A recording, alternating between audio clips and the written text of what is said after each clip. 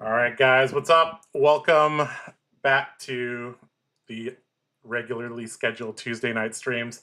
Today, we're going to be doing something a little bit different. This is going to be the pilot episode of a new series here at TheCardGuyz called 0 to 60. Uh, but we'll let people kind of filter in a little bit. We'll chit chat a little bit about Nats. I'll announce the giveaway winner. And we'll get started on that shortly. So yeah, went to Nats, got back last week, and Nats is always a really chill time. It's a tier 3 event officially, but it plays more like a tier 4 event. But the vibes are more like a tier 2 event. So it's kind of a really unique thing. And this is a kind of special Nats for me because this was the 5th U.S. Nationals that I've been to, which is actually kind of crazy now that I think about it. Like Orlando, Charlotte, Vegas, Minneapolis, Vegas. So yeah, that's kind of crazy. I wanted to do some giveaways and for the anime Dorinthea sleeves. And the original giveaway was to guess what playmat I was going to use. And you guys can see the background behind me. There's a lot of different playmats that I like to use. A lot of people just pick the warrior playmats. However, I did not use a warrior playmat. Like I said, this is the 5th U.S. Nationals for me, and I picked this up when I was in Osaka. And this is the 5th anniversary playmat, and I think the 5th anniversary playmat was just so fitting to use at that event. And yeah. Now, in terms of the actual event, we didn't do that well, and I think I'll just take personal responsibility. I lost 2 games that I shouldn't have lost as Dorinthea. So one of the games I lost against Syndra because I let her draw a card, which should never happen because, well, who knew that Blood Runs Deep is a good card? And then I lost to Kano because I did not IP a blue, and I thought, you know what, I got AB3 Spell Void 1 and I'm safe. Spoiler alert, I was not safe. So those were 2 mistakes that, I think could be rectified by just getting good. I do think Dorinthea and Warriors as a whole are okay at the moment. You could take Fang, Kassai, or Dorinthea to an event, and I wouldn't hate it. Especially with the rise of Gravy Bones. Dawnblade Dorinthea does quite well against that deck. Especially if you have some extra tech. Let's say you're playing hatchets. If you have cleave, that fixes a lot of things. But yeah, Nats was good, fun. Got to meet a lot of people there. So nobody got the original giveaway correct. So what I decided to do was, all right, I had the whole, put the T back in TCG thing going. And I said, hey, if you come up to me at Nats and give me a Escalate Bloodshed, I will give you a route. And I will sign it, and I'll put it in a nice sleeve and all that. And I decided to have a little giveaway with that. And I said, all right, guess how many people are going to come up to me at Nats and give me an Escalate Bloodshed? And well, the answer to that is right there. The Kabuto playmat used to be there, but it is no longer there. The Kabuto playmat has been replaced by 36 copies of Escalate Bloodshed. So yeah, that's somebody got the answer right on Twitter, I believe. So I will be messaging them to give them some of these, the Osaka anime Dorinthea sleeves. Quite an interesting story because I have 4 rainbow foils there. I have 30 non-foils. I have 1 Japanese rainbow foil, and I have 1 crumpled up card. So shout out to whoever gave me that one. That was pretty funny. But yeah, the deal is if that card ever becomes good, just show me your Josh Lau signed route, and I will give you back your Escalate Bloodshed. So money back guarantee here at TheCardGuyz. So yeah, Nats was pretty cool. Looking forward, I believe Nathan and I will be casting the Hong Kong Nationals just like we've done for 5 years now. Man, we're getting old here. But yeah, so that'll be, I believe Hong Kong Nats is the final week, so there'll be some time for the metagame to evolve a little bit, and then that'll be good fun. All right, let's catch up a little bit in chat, and then we'll get going with the 0 to 60 series.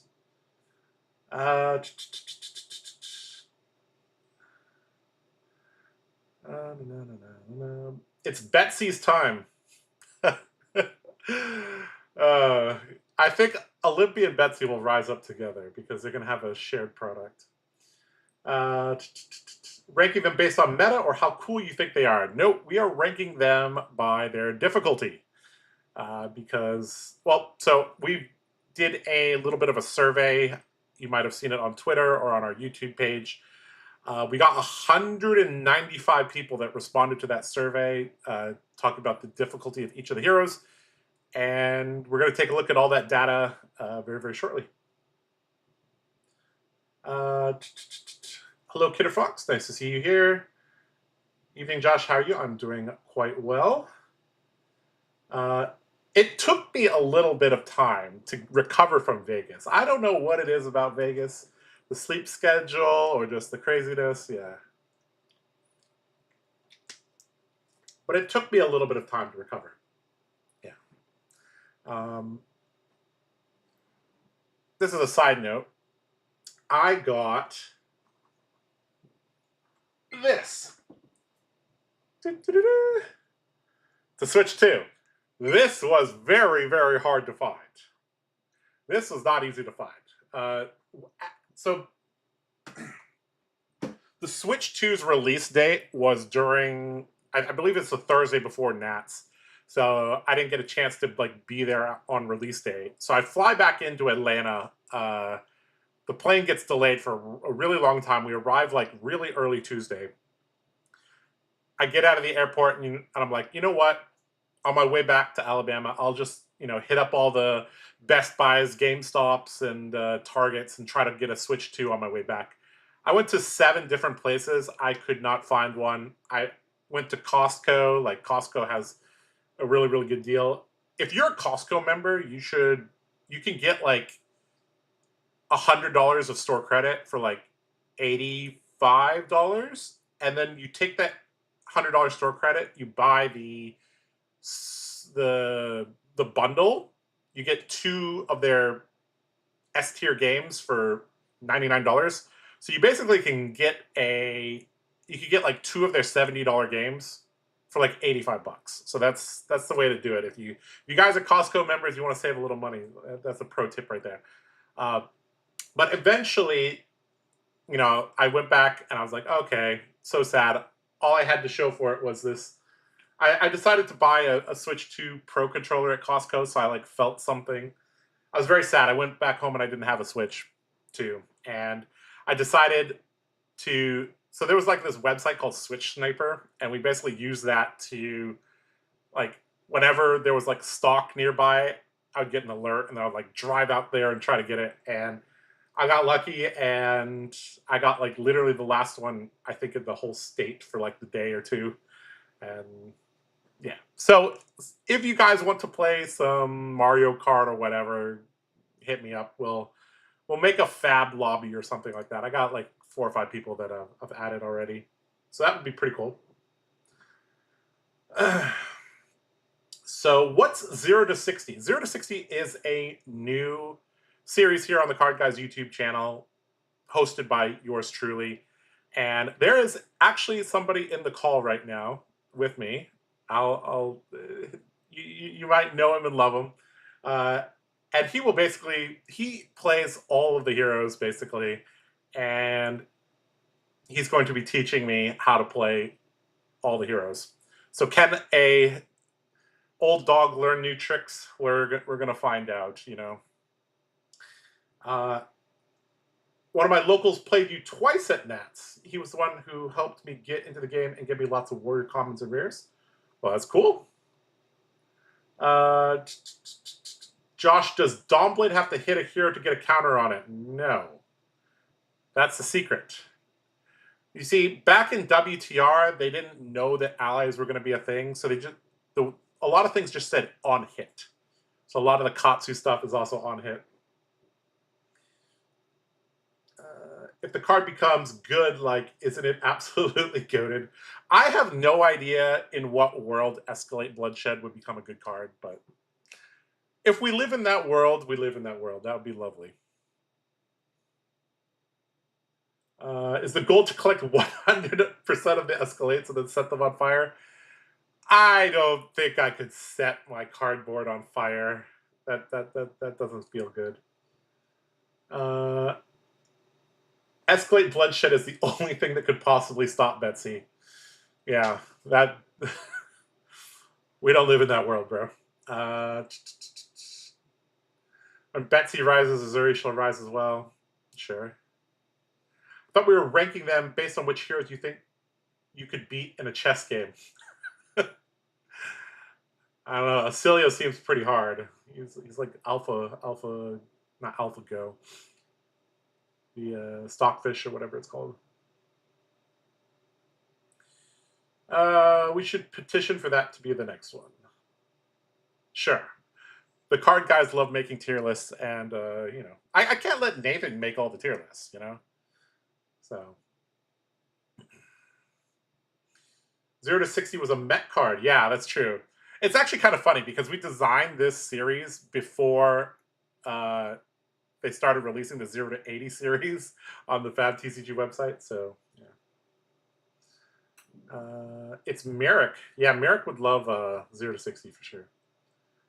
Is Taylor going to be put in a closet and forced to make the 0 to 50 podcast? Well, I do think they have a new podcast coming out. So there's a lot of stuff going on here at TheCardGuyz.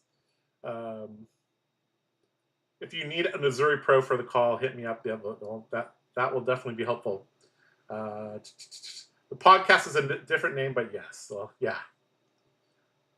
Escalate Blood Pressure would beat Betsy or any hero for that matter. Yes. Let's not talk about Escalate Bloodshed anymore. That card makes me sad. All right. Let's get into the main topic of today. So let's... Okay, so let me first introduce you guys to my good friend. Let me unmute him here. All right, guys, welcome Damien to the 0 to 60 pilot. How are you doing today, Damien? I'm fine. You're doing fine? How are you doing? I'm doing pretty good. I think I need to turn you up a little bit. You're a little bit quiet. Now, Damien doesn't have a webcam because I don't know. I don't have it set up yet. He hasn't set it up yet, but he's gonna set it up. I'm working on it. He's working on it. Okay. It'll be up by the first episode. Yeah. All right. I need to adjust your audio because you're clipping here a little bit. All right. So, Damien, you are a person that plays a metric shit ton of Flesh and Blood, especially compared to me. You play hundreds of games a month, I would say, right? I play a lot of games, yeah. Yeah, you play a ton of games, and you play a lot of the different heroes. And for those who know me well, you know that I basically play 4 heroes, 4.5, depending if you count Kassai. And yeah, so Warrior being the quintessential mid-range deck, definitely needs to understand how the opponents like to play, their tendencies, their game plans, their lines, and all that. And so we are going to embark on a journey of learning how to play the other heroes so that we could come back to our good old warriors and do better against them. So we asked you guys at home. Let me load this here.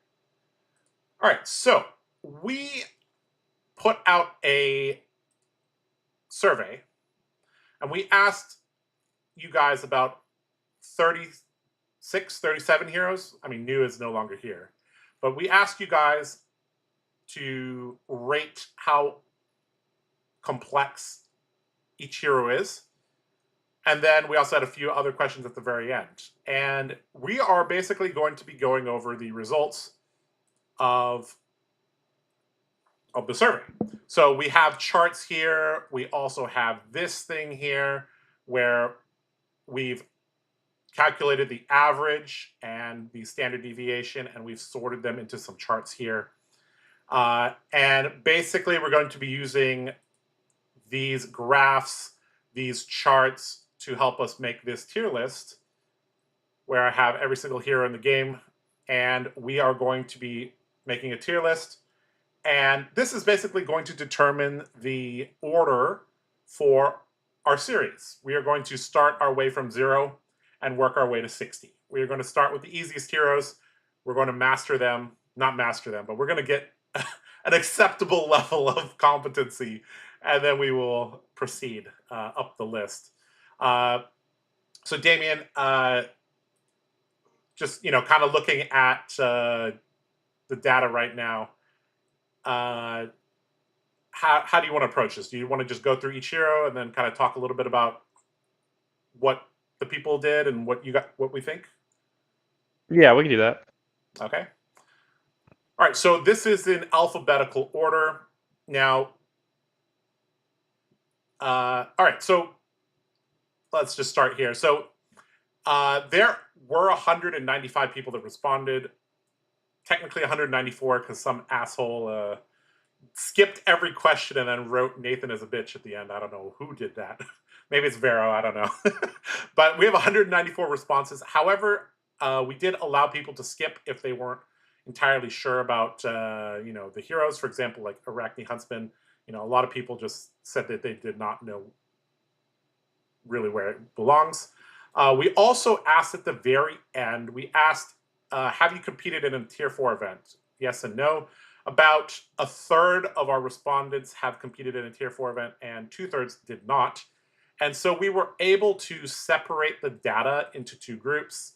So for example, the normies, I call, the people that did not compete in a tier 4 event, they thought Slippy was a 4.67, whereas, the pros, the tier 4 players, put it at 4.77, right? And so, for example, Dio, the tier 4 players rated as harder, whereas heroes like Syndra, the normal players rated it as harder, right? However, certain heroes like Gravy Bones, Dory, they basically agreed. So this is just, another facet that we can look at. Standard deviation, for those of you who haven't taken statistics or need a refresher, basically represents what portion of data. So one standard deviation, plus and minus 68% of the data will fall within that. So we can look at a hero with low standard deviation like Kassai. So you're going to see that Kassai's chart is a little bit more squished together, right? A hero with high standard deviation like Teklovossen,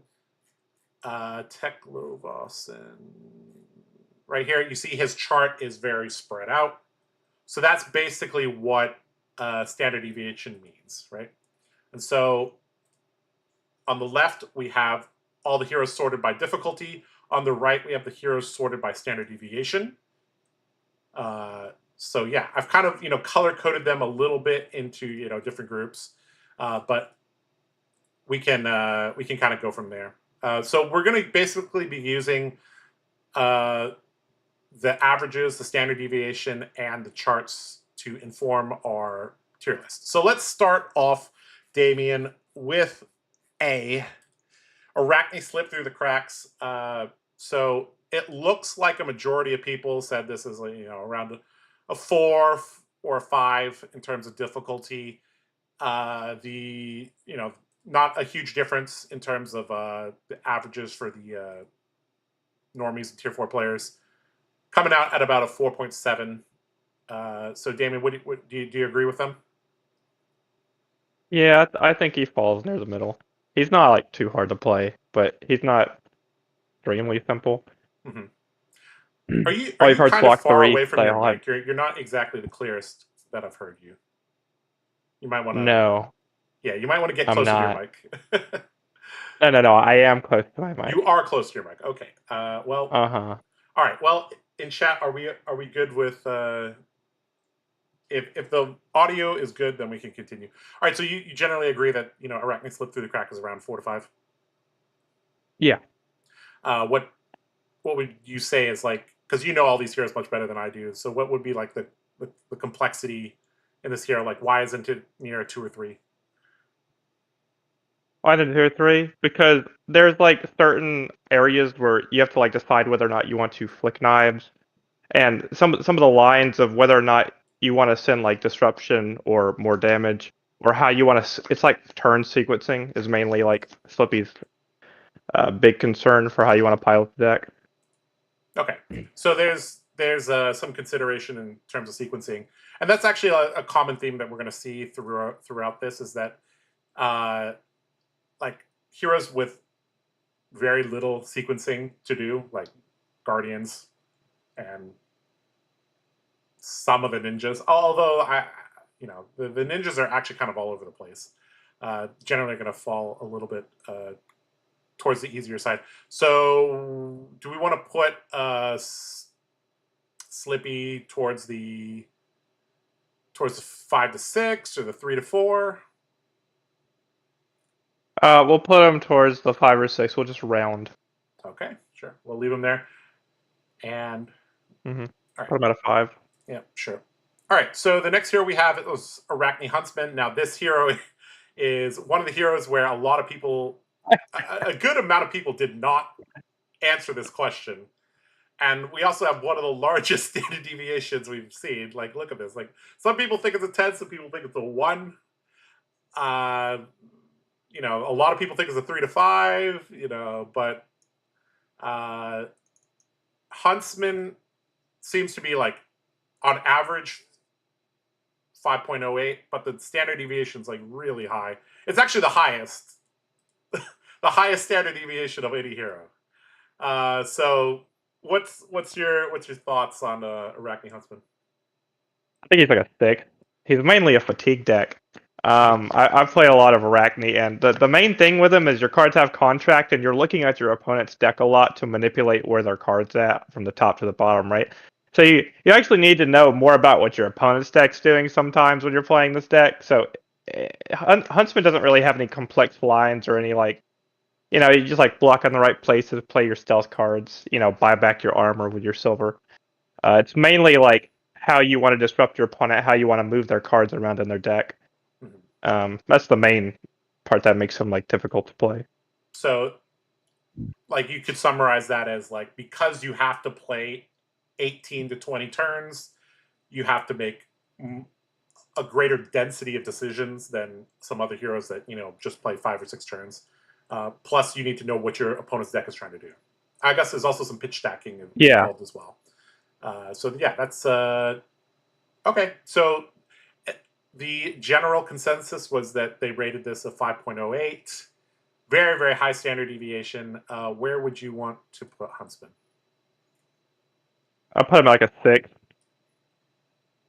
Okay, so that would be further to the left means more complicated. So put him here.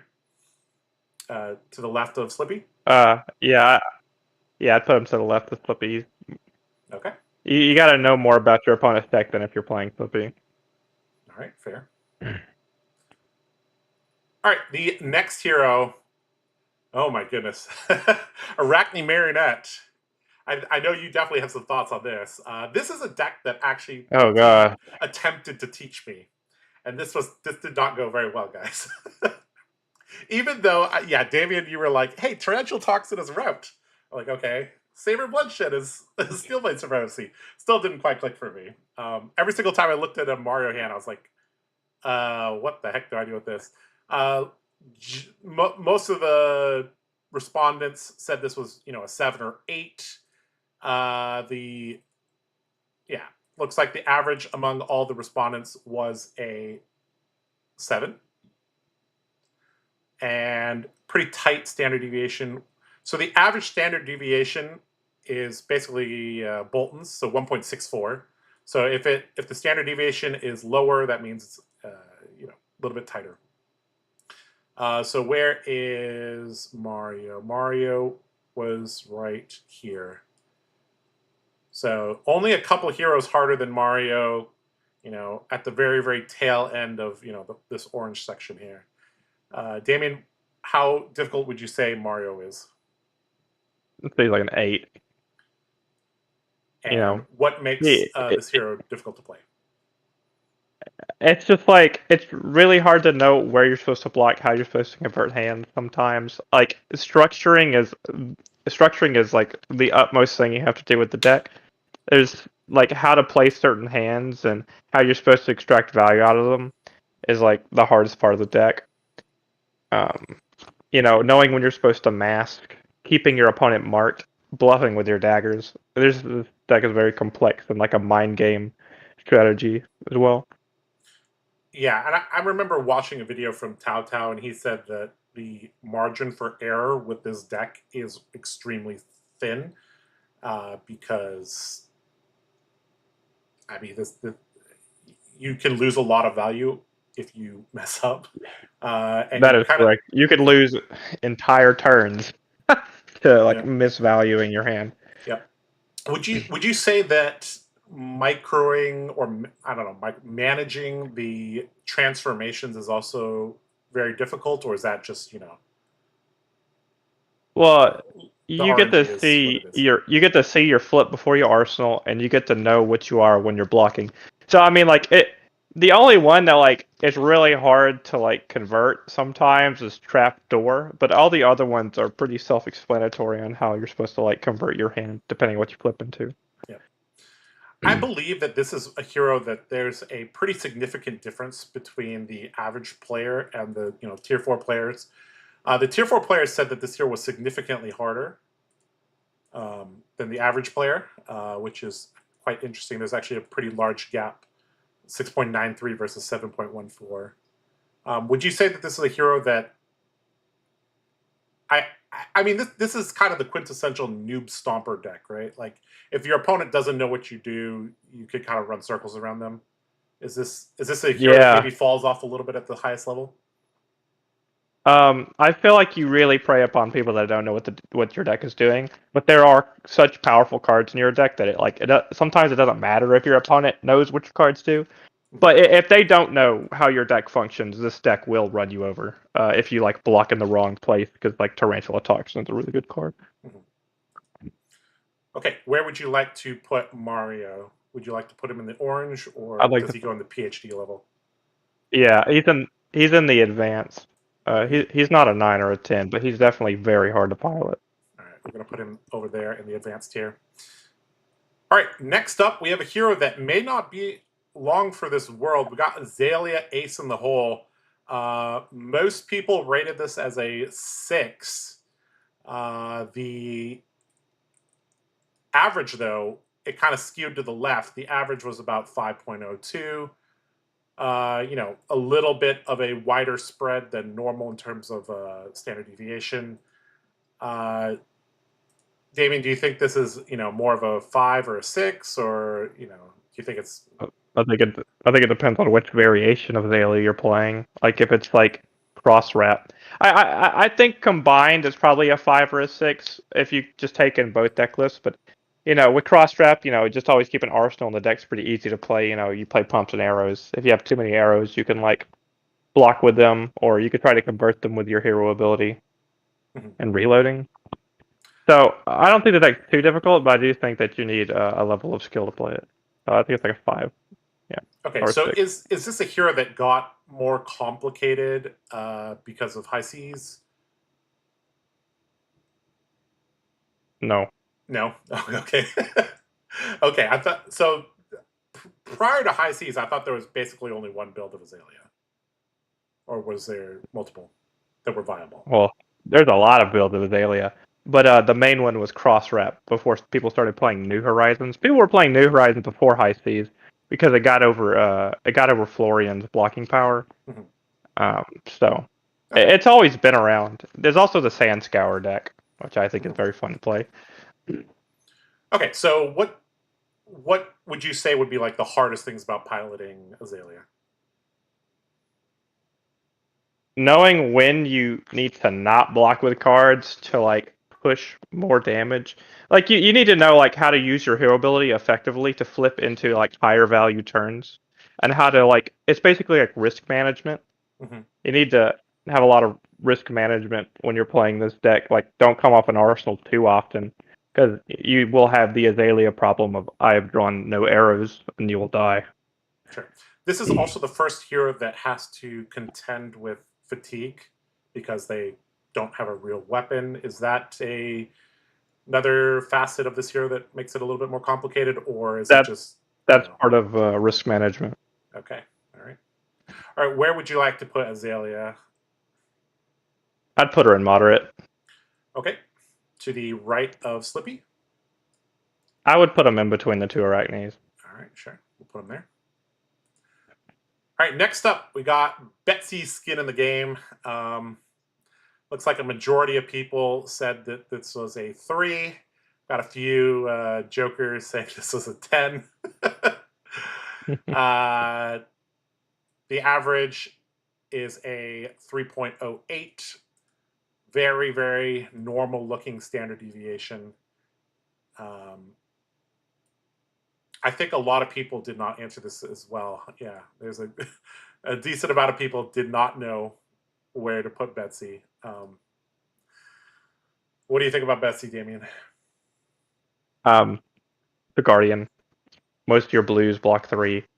The cards that don't block 3 are your wager cards. I don't think there's too many intricacies to Betsy. I've played it, and it's just like you're basically just trying to send some big overpower attack with a bunch of wagers on it and activate your headpiece every turn. Mm-hmm. It's not too complex. I mean, you got a lot of armor. You're a Guardian.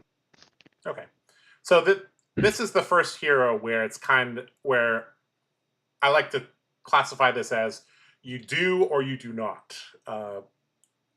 You either go for an attack or you don't, and it's not about like the ordering that you do things. For example, the assassins, like Katsu is kind of the classic one. The order that you do things can matter a lot, whereas Guardian is just you do it or you don't. Your plan is basically already planned out on defense.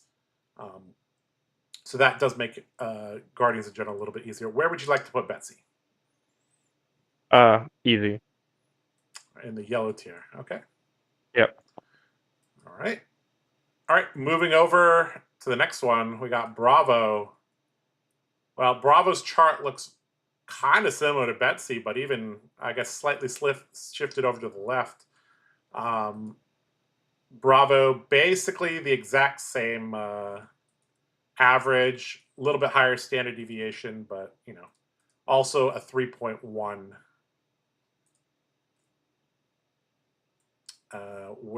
What do you think about Bravo? Yeah, he's like a 3. I mean, about the same as Betsy. You just like need to know when you need to take damage to pivot with your dominate button. Mm-hmm. I think a lot of people use the dominate button really a little bit too often, though. That's kind of a.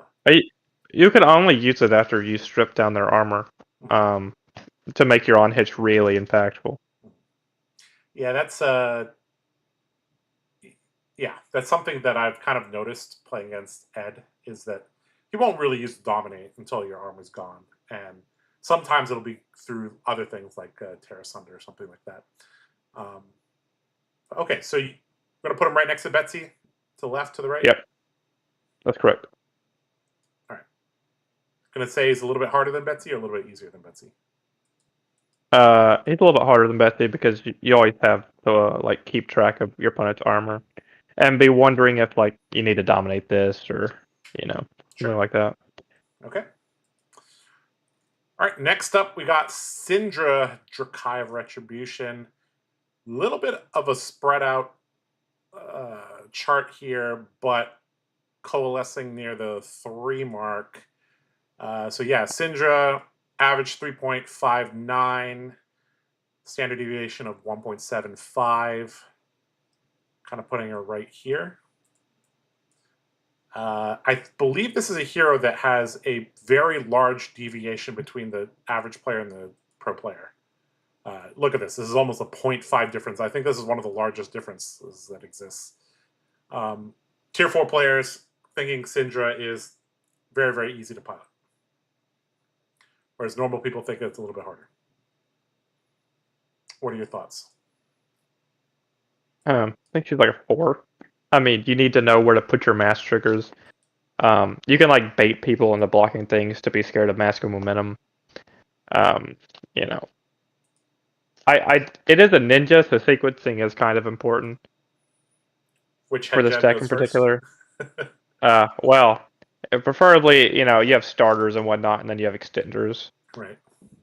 It is what head jab goes first, but it's very important which head jab goes first some of the time. I guess also knowing when to flick and when not to flick. I guess dagger management is also another thing. So this is something I noticed in the hunted drafts, was that Syndra was much harder to pilot than Fai was back in the day. Fai is very simple. He doesn't have to keep track of his daggers. It's very easy to keep track of your daggers in CC because of flick knives, but in limited, it's a lot different. Mm-hmm. All right, where do you want to put Syndra? I put her in easy. She's harder than the Guardians. She's harder than the Guardians. All right. All right. Next up, we got Dash Inventor Extraordinaire, another hero that is probably not long for this world.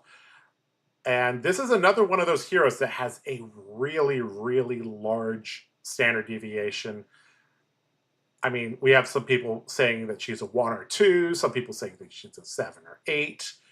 And that might be due to the different styles that exist for Dash IE.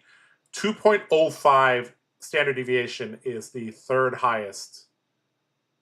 And yeah.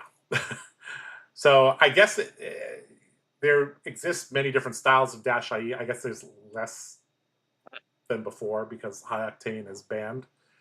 You basically play Boost Dash without High Octane, or you play Slap Dash. What are your thoughts on this, Damien?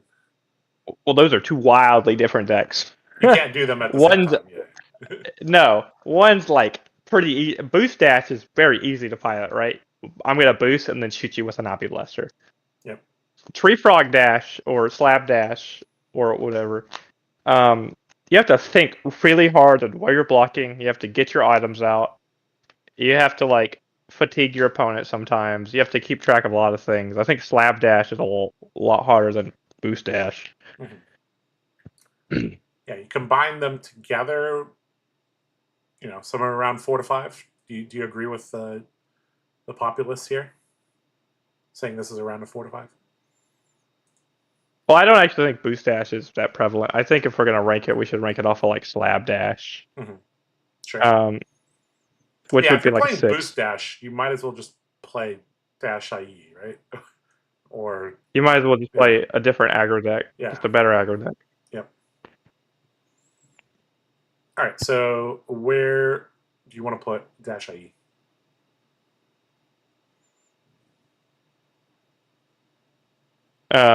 So I'd put her in moderate in front of Huntsman.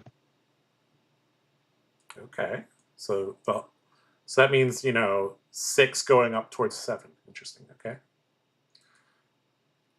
All right. Next up, we got another Dash. And this is one of the few heroes that you claim that you still make mistakes on. So I'm guessing you're gonna rate this pretty hard. We got Dash IO. A majority of players say that this is an 8. Pretty tight standard deviation there. Or I guess average standard deviation, 1.6. The average is the highest of any hero so far, 7.52. Putting her solidly in this section down here. What are your thoughts on Dash IO, Damien? And what makes her hard? What makes her hard? Sequencing, deck management, fatigue management. Fatigue mostly. Yep. Yeah. When you're supposed to activate Heart, how you want to boost before you play Spark of Genius. It's mainly just sequencing. Sequencing is the entire deck. Yeah, there's many lines available on defense and on offense, and you put those two together, it becomes really complicated. Did the fatigue state kind of get solved recently because of the new card, or is it still Actually made the deck harder to play. Yeah, I mean, like you can't like fully fatigue her anymore due to Cog in the Machine, but you have to like play cards to not boost Cog in the Machine now. So like Optical Monocle, and you have to play around having Cog in the Machine on the top of your deck if you want to have it for this in-game board states. Like if you want to keep it for in-game board states, you might just have to like stop your turn right there. Mm-hmm. So I mean, keeping track of where this card's at could be very difficult. Yeah. This is also a hero that if they get disrupted could be piloting this type of deck could be quite difficult. Yeah, Disruption sucked for this deck. All right. Where do you want to put Dash.io? I'll put it at Advance. Above Mario? Yeah. All right. Okay, so Dash.io currently our most advanced hero at the moment. All right. We got a hero I don't know too much about. We got Dorinthea Iron Song. You ever played this hero? I've never heard of this hero before. All right, so it looks like most people say that this is the most vanilla heroes. Straight up 5. With a very, very tight standard deviation spread as well. Look at that. The pros and the normies both agree. 5.03, 5.02, 5.03. So we'll hear your thoughts first. What do you think about Dory? Because there's many styles of Dory, but yeah. He's very bland, unless you're playing Dawnblade. It's a 5, yeah. There's like nothing special about it, but there's nothing too easy about it when you have to like deal with Riptide and stuff. Yeah. I mean, all your cards block 3. You got a lot of armor, and you're on rate most of the time. Yeah, you could convert decently on defense. Offense, you have to understand a little bit about how your opponent wants to block, their tendencies, and this is a hero that I think also walks a little bit of a tightrope as well. This is a hero that if you miss out on a block and you keep an extra card and you basically IP yourself, you do that like 2 times, you probably lose the game. If you don't get good use out of your refraction bolters, or you aren't generating vigor tokens to set up big turns with hatchets, this you can fall quite far behind. But yeah, I do agree that this hero is like not easy but not hard. Kind of literally the most 5 of 5 heroes to exist. Yeah, I guess she basically just lands, maybe around Azalea, somewhere around there. Yeah. You want to put it to the left? A little easier than Azalea. A little bit easier. Definitely easier than Azalea. It's like a solid 5. All right. Yeah. So Dorinthea is basically the pivot point of this whole list. Are you easier or? So Dorinthea is basically the 30 in 0 to 60. Is the hero harder than Dorinthea or easier than Dorinthea? That's the good way to frame everything. So yeah. All right. Next up, we got the poster child of brain dead heroes, Fai Rising Rebellion. We didn't even have any jokers that put Fai as an 8 or 9 or 10. Everybody's saying he's 1, 2, or 3. A couple people saying he's a 4, but by far this is the lowest difficulty hero, literally at the top of the chart here. Very, very low standard deviation as well. Is this the easiest hero in the game to pilot, Damien? Yes. Yes. This deck is when do I pop Mask, when do I pop Boots. That's the whole deck.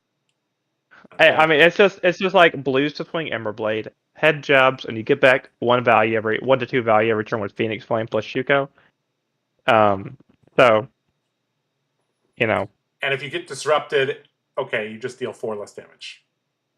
Sad. Well, you also play like 3 blocks on your blue base, so yeah, not that bad. There's some like cool lines with like ignite and tunic counter, but mainly a pretty Mopple easy deck. gets a ton of damage if you do this right. Mopple, searching for tenacity or assault the wound or whatever you Or want to search Lava. for. Yeah, it's Mopple can very very easily extract 6/7 value, and then the boots can, extract another 3 value plus the block. So, all right, I guess Fai is our very first very easy hero, right? Yep. And this is probably episode 1 of the 0 to 60 series. Oh yeah, you're definitely playing 5 for the first episode. All right, we're gonna see if I could pilot Fai correctly, guys, and we'll go from there. I hope All right, so. you hope so. We'll see. All right, next up we got Fang Jakai of Blades, a hero that most people see as a 4 out of 10 difficulty.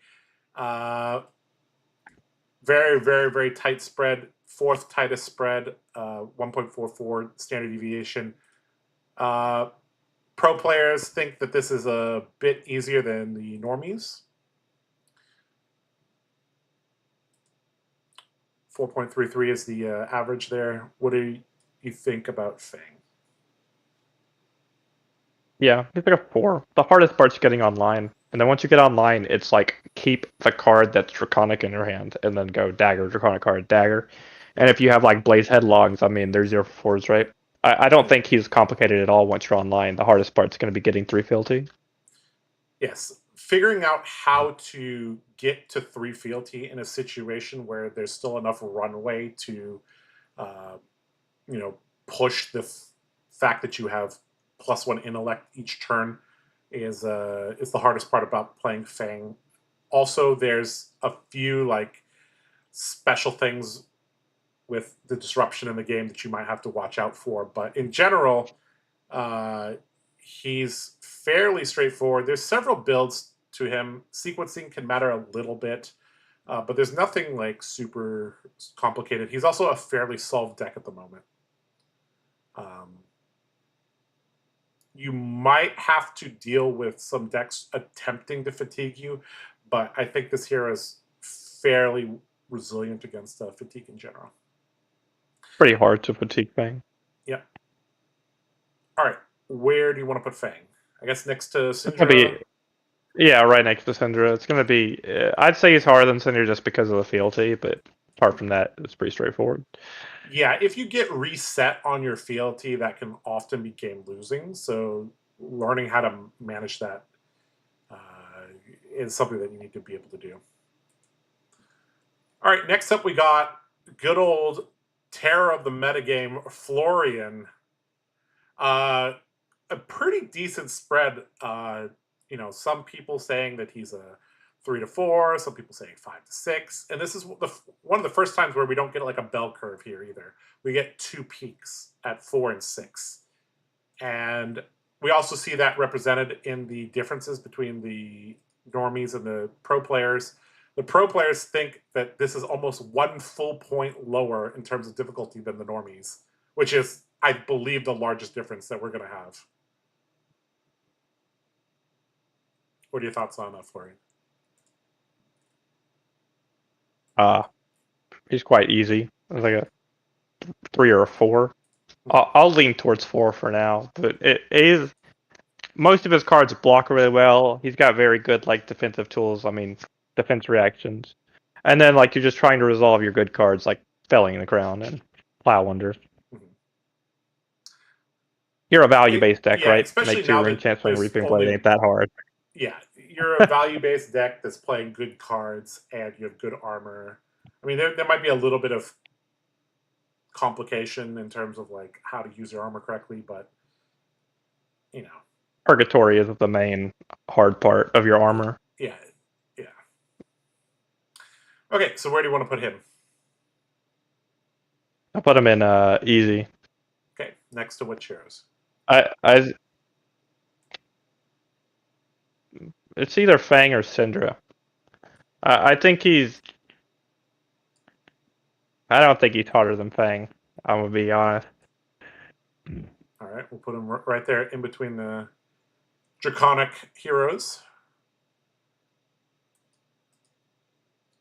Florain is a hero. Why do you think there's such a large difference between the perception of pro players and normies? 3.7 It might and 4.7 basically. There's a full point difference. difference. It might just be like decompose management, keeping earth cards in your graveyard and knowing like the way you're supposed to decompose properly. That's something that you pick up on how to do within a couple games, though, right? It's not. Yeah, it's not terribly difficult. Okay, sure. All right, yeah. The public put him, right around Fang, Rhinar, somewhere around. All right, next up, the newest hotness, Gravy Bones, Shipwrecked Looter. A lot of people put him as an 8 in terms of complexity. It's also a good portion of people putting him in as a 10. Very few people rating him below a 6. I mean, this is the first time we've had a hero with 8 out of 10 difficulty. The lowest standard deviation of all the heroes, actually, which is quite interesting. For a hero to be so new, to have such a low standard deviation, that's kind of crazy. What do you think about Gravy? He's one of the hardest decks to play in the game. It's because of board management. He's so difficult. Like graveyard management. It's because of everything management. Everything. Like, you gotta make sure that you have enough allies or damage in your deck to win the game against fatigue. You have to make sure you're not giving people too much value by putting cards on the board. You have to make sure you're pressuring people. What allies are you casting over which one do you grab with Call to the Grave? Do you activate Chum on any specific action that your opponent makes? There's a lot going on with the deck. There's also some matchups that are very, very difficult. Like Ninjas is not easy. Dawnblade Dorinthea, definitely not going to be easy. What do you think about having to deal with really difficult matchups as well? Is that part of what makes it? It's just it feels like it's a 10 when you have to play an unfavored matchup. When you play it against Dawnblade, it feels almost impossible to win. If you make one mistake, you probably lose the game. Yeah. All right. Is this a hero that can be built in a way that's more straightforward, or is the strongest, most effective builds of Gravy just going to be straight up hard? It looks like a lot of, like, both pro players and normies agree that this is a very difficult deck. They both rate it. I don't think you could build this deck. I don't think you could build this deck in a way that makes it less complicated if you're still trying to like win. The way that you have to like play the game with him is just extremely hard. Yeah. So his play pattern is hard, and the way that he approaches all the heroes is a little bit different, which makes this hero like even harder. All right, is this a PhD hero? I don't. He is a pretty hard deck. I think. I think we can put him up there, but like if we give it like a few weeks, he probably drops to like an 8. It's mainly like he's very new, and we haven't had too much time to figure out the lines that you're supposed to take. We haven't like created anything predetermined how you're supposed to do this or that. Okay. I also think this is a hero that time management is also a thing. Like finishing your match in 55 minutes may be difficult to do. Well, especially if it's the mirror. Yeah, definitely. All right. Next up, swinging all the way back to the left, we got Ira, Scarlet Revenger. Kadachi, Easter egg. Classic. Most people rated her as a 2. Large portion represented at 1 and 3 as well. Basically, averaging everything out, it's a 2.99. So basically a 3. Good old Ira.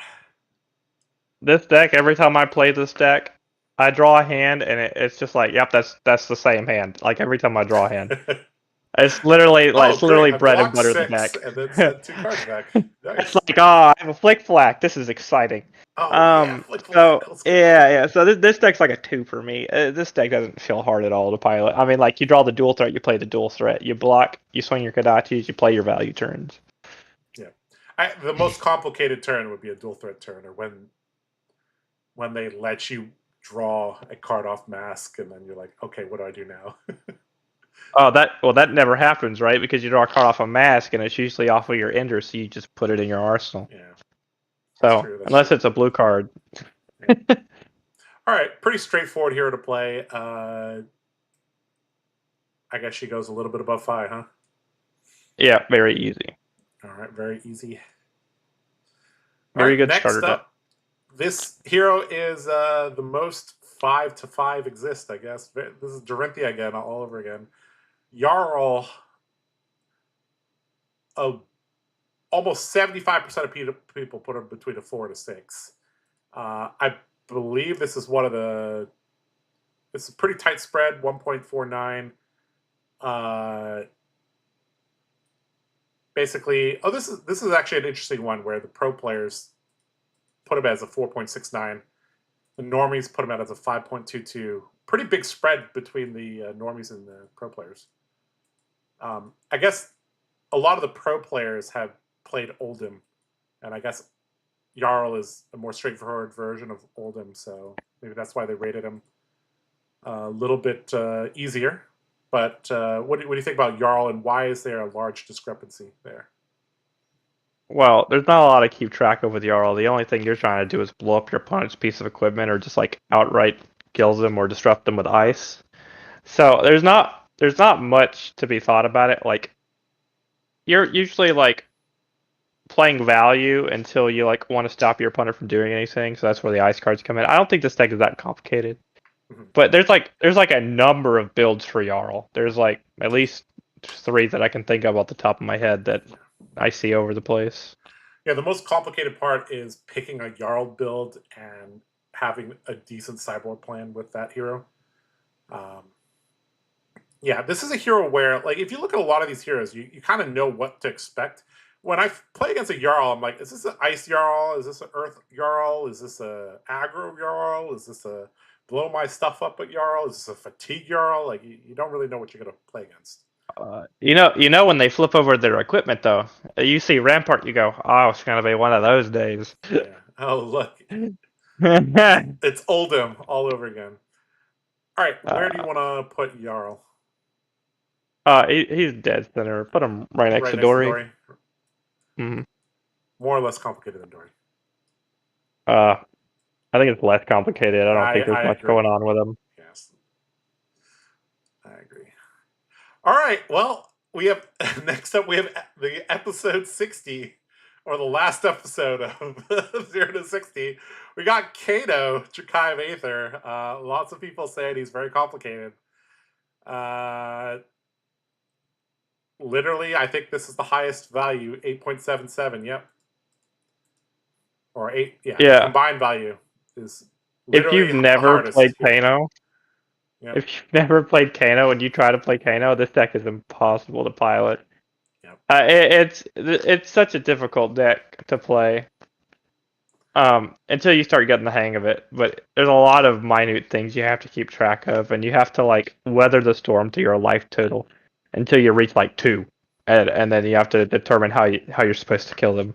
This deck is like a 9 and like 8 to 9.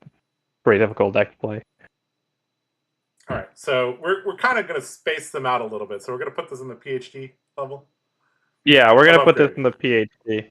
Right. Yeah, there's like so many things you have to keep track of with Kano too. You have to know which play patterns you have to take equals the amount of AB your opponent flips over. Do they play Oasis? Do they play Spell Void? This Arcane Compliance card is really good. Yeah, Arcane Compliance, a goated card against Kano.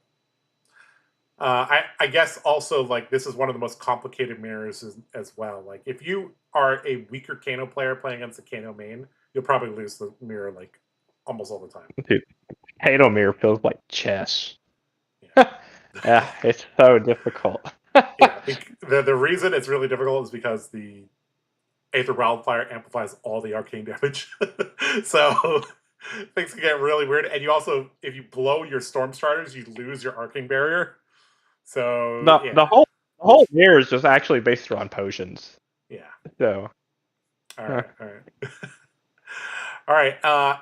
This is a hero where there's a little bit of deviation between the normies and tier 4 players, but strong general consensus that this is pretty hard to pilot deck. All right. Just like Dorinthea and Jarl, Kassai's chart looks almost the same as them. Perfect bell curve there. Lots of people saying she's a 4, 5, or 6.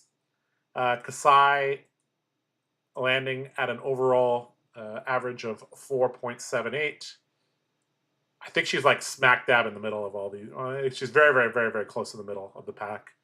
Also, second lowest standard deviation. A lot of people think that she's a quintessential 5 out of 10 hero. Yeah, this is a hero that I don't think is particularly complicated. The only complicated thing is like figuring out how to use your blood on your hands properly. Whether or not to bring in Raisin Army it's. I guess when to activate your hero ability and stuff like that, but it's just gold management. That's really it. It's like gold management and copper management. Yeah. This deck's not hard to play. I mean, you're a dual wield warrior. You ain't got that many lines. Yeah. If you fall down to no gold, things can get kind of tricky to reestablish gold. Also, this is a hero that deals with the pitch stack. If you get to second cycle and you know what you're going to draw, that could change a lot of the lines. But first cycle Kassai, I think, is fairly straightforward. It's the second cycle that's actually kind of difficult. So some matchups are kind of complicated, but most matchups are fairly straightforward. I guess this goes next to Dorinthea and Jarl, right? Yeah. Right in between them, actually. Yeah, you could put it right there. Okay. Any other thoughts on Kassai? No. No? All right. No. Next up, we got Katsu. Now, I know that this is a hero that you're probably going to disagree with the wisdom of the crowd. A lot of people saying that Katsu is a 6. Some people say he's a 5 or 7. Yeah. About 6.18. However, with Retrace, with Mopple, with the Katsu tutor, with Bonds, I think that this is actually a much, much more complicated hero because you got one shot, one opportunity with this hero to get ahead on your big turn. What do you think about Katsu? Okay, I'm gonna be honest about Katsu. If you just wanted to play Katsu, just play him, and not like they super like optimized on the lines, I'd say he's like a 6. But if you want to like extract every point of value out of the turn that you possibly can get, this guy's like an 8 to play. You have to be very, very cognizant of what you can do. And also you need to be able to read your opponent and figure out when are you going to get your Katsu trigger during the turn. Yeah. Not easy. Like, just the combo lines make it very intricate. The bond lines make it super complicated.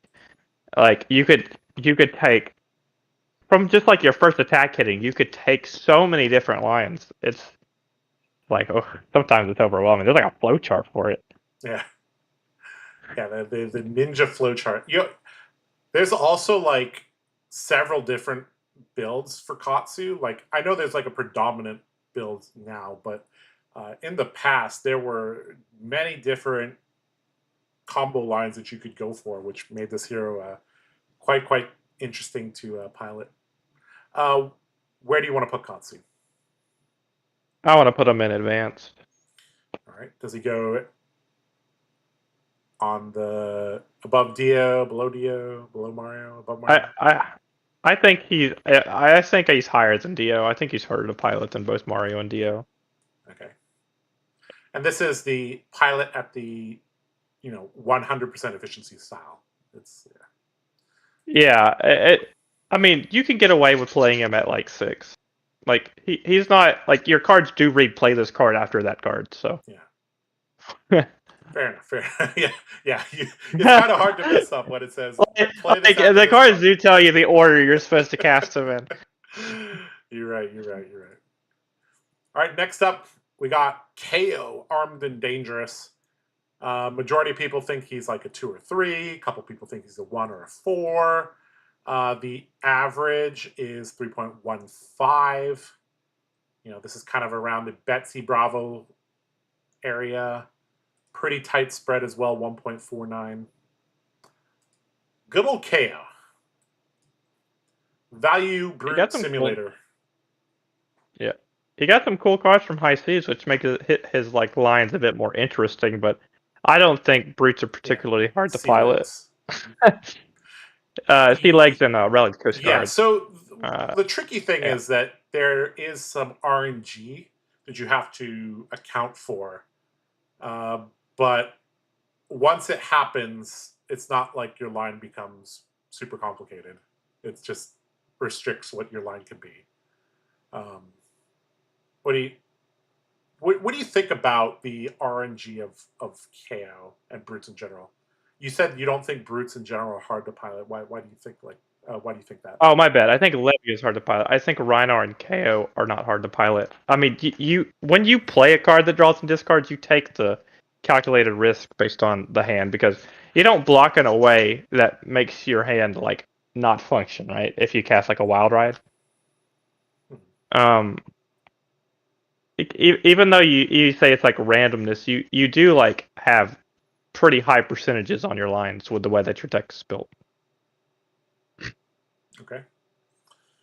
All right. The public put him kind of near Bravo and Betsy. Is that where you want to put Kayo? It's a little bit harder to play than that. Kind of like a Syndra. I put him next to Florain. Okay. Like between to the right of Florain. Yeah, right between Syndra and Florain. Yeah. Sure. All right. That's a hero that a little bit of deviation between the normies and pro players, but pretty. They tend to agree. All right. Speaking of Levia, we got most people thinking she's a 7. Oh, yeah. Some people thinking she's a 6 or an 8. Very a pretty strong consensus among the normies and tier 4 players. Fairly tight spread as well. This is kind of like if we say that Dory, Jarl, and Kassai are like the quintessential average difficulty. Like this is the quintessential above average difficulty hero, right? It's like not mind-blowingly hard to play, but you wouldn't recommend a new player to play this. No, I wouldn't. I wouldn't tell a new player to play Levia. Yeah. It's mainly like keeping track of your blood debt. You just gotta not explode to yourself. You gotta just not randomly die. And you have to manage the you have to keep track of your life total, your blood debt, your Bladmofet flip. Yep. Whether or not you're gonna hit or miss, you have to keep your graveyard healthy, and you have to set up your blood rush turns. Mm-hmm. So, yeah. Yeah, a lot to consider there. This is also a hero that you have to deal with the randomness of Brute, and you also have to deal with like the randomness of the banish 3 cards mechanic, and then you also have to deal with like the demi heroes as well. So there's like a lot of moving parts with this hero. Where would you like to put Levia? She's a 7. I'd put her below Mario. Yeah, I think she's like the quintessential poster child of this advanced 7 to 8 tier. All right. She's very fun to play. I very much enjoy playing Levia. Yeah, I believe you took Levia to a Nats, didn't you?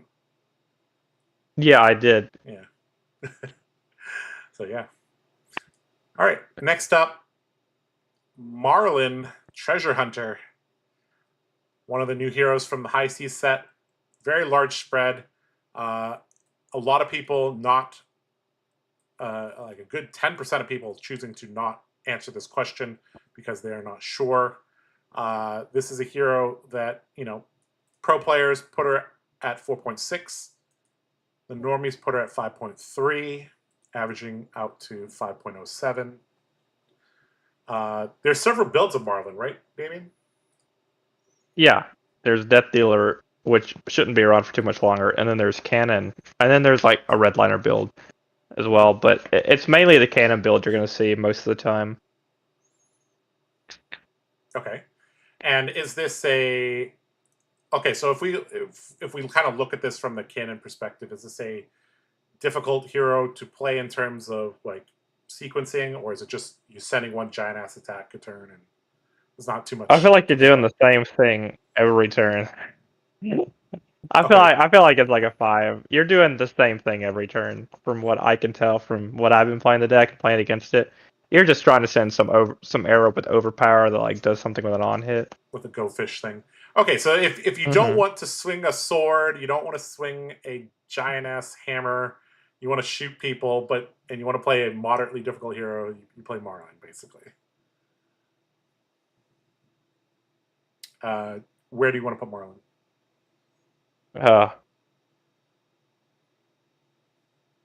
I feel like it's easier than the Warriors. Let's put it at the end of moderate. The public put her at 5.07, which is right next to Dory. Right. Yeah, I don't think she's that complicated. I'd put it to the right of Slippy. Put him to the right of Slippy. All right. Mm-hmm. All right. That's Marlin there. Pretty big discrepancy between. Yeah, this is actually 0.7 discrepancy here between pro players and normies. Why do you think the pro players think this is a much more straightforward deck? Your deck only does one thing. It activates the cannon and sends the arrow. It plays 3 of a kind when you draw it. Your hands are really straightforward. Uh-huh. So this is kind of like the pro players have tried a few games with it, and they're like, okay, I get it. Whereas there's also very haven't little touched the hero yet. There's very little sequencing outside of play the cards in your hand before casting 3 of a kind. All right. Fair. All right. Up next, we got Max, the Hype Nitro. Recently got an Armory deck that told him to use his wrench more. This is one of the largest data spreads that we have. Kind of coalescing around the 3 to 5 area. Max, yeah. Again, very large difference between the pro players and the normies. 3.94 for the pro players. 4.72 for the normies. A giant 1.94 standard deviation. 4th highest standard deviation of heroes. And yeah, most people putting him at about a 4.5. I don't know much about this hero, so you're gonna have to educate me on this hero. Oh, I've tried to make this hero work so many times. It just doesn't work. This is so after High Octane got banned, Max has developed to just a boost deck that happens to play Nitro Mechanoid. Mm-hmm. You can still get multiple action points with the boots and swing your Mechanoid multiple times, but it's mainly just like it's a boost dash, but you get to make hyperdrivers, but you don't get to start with a pounder in the board. I think it's quite a simple deck. I would say if you add in the fact that you can cast Nitro Mechanoid and, keeping track of like your hyperdriver counters, I'd say it's like a 4. Somewhere around there, yeah. So is this a hero that appears to have a lot of possibilities, but there's basically only one deck nowadays? Well, I think you could build it in a couple ways nowadays. I think you could build a boost deck, and then I think you could build like a cog version. Because Banksy does put the counter back, the Steve counter on your cog. Okay. If it hits. So I mean, it's not terrible. The deck's pretty all right. but it's not good. Okay. Well, we're not talking about the strength of the deck, but we're I we're more know, concerned but about the it's like difficulty a of the deck. Okay, so it's like a going into 4 to the easy pilot. tier. Yeah, into the easy tier. All right, where exactly in the easy tier do you want to put Maxx? Just for context, the public put him kind of near Florain, Fang, Slippy, and Kassai. Yeah. I'm gonna put him between Fang and Florain. That's where I'm gonna put him. Okay, yeah. So that's lining up pretty closely with what the public had. All right, next up we have Nuu. We don't really need to cover her because she LL'd, but just briefly, she was about a 7. Most people, agreed 6.66 there. Yeah. All right, we got Olympia, prized fighter. Another hero where there's about 10% of people not responding. People kind of put him as a 2 or 3.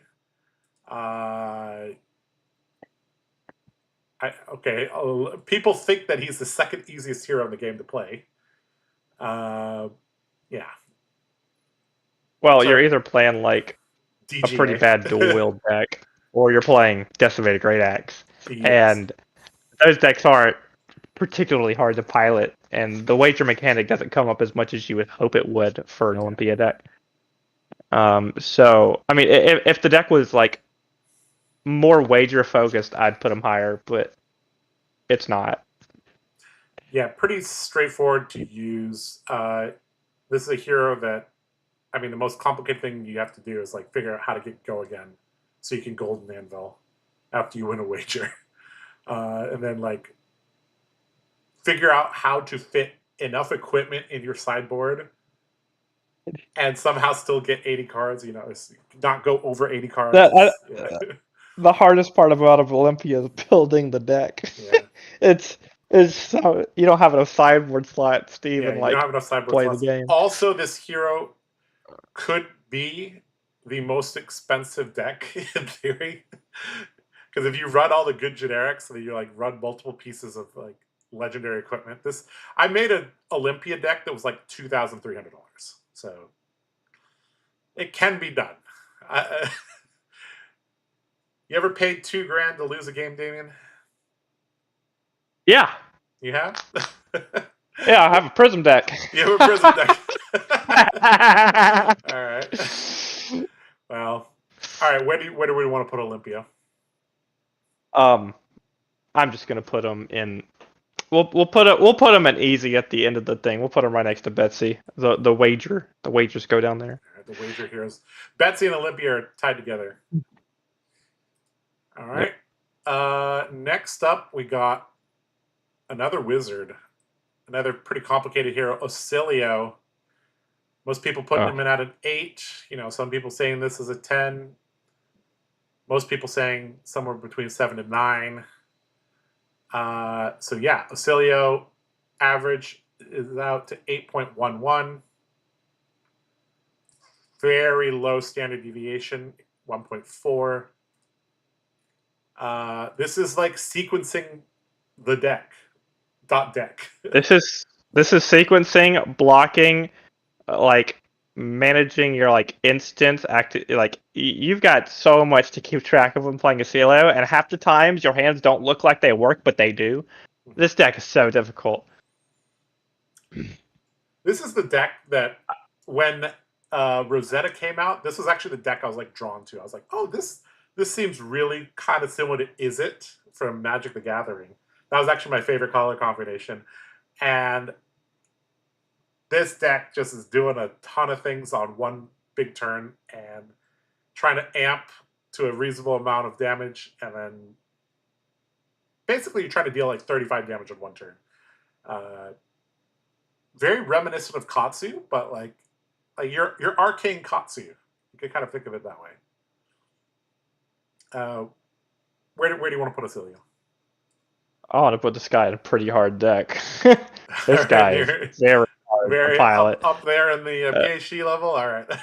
Yeah. The new card, the new zero-cost shock, made it a lot easier to make play lines happen, but it's still a pretty hard deck. All right. All right, next up, we got Prism, Awakener of Soul. This is a deck that most people think is an 8 or 9. Good 20% of people thinking that this is a 10. The average is basically an 8, a little bit above average spread. This seems like a difficult deck, Damien, even though I can beat Dorinthea with 1 rep.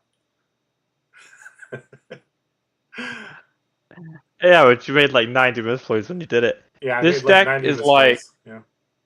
this deck's pretty hard.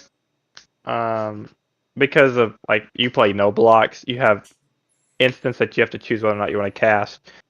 You have to keep track of Phantasm. You have to keep track of whether or not you want a Halo to swing and draw a bunch of cards, cast Narclay Sentinel. Or if you don't have one, like you only start at 32 life. You only have so much time to put something together. I mean, your heralds do block 3, but you really want to be sending them a lot of the time. Yeah, this is a deck that there's quite a few lines available to you. You operate at instant speed, and yeah, this is you got to kind of decide on your game plan as well. So even if you have a good deck list, you have to figure out am I going auras into this hero? Am I playing Herald aggro into this hero? How do I set up a possible loop? Am I even going to try to go for that? Which chess piece am I going to present? There's a lot of difficulty in this hero, and this is a hero that people generally don't start the game on. This is not a beginner-friendly hero. Nope. All right, so most people put her at about an 8. So that would be right here, next to Vincent, Oscillo, and all those. So I'm guessing this goes either in advanced or PhD tier. Which do you believe?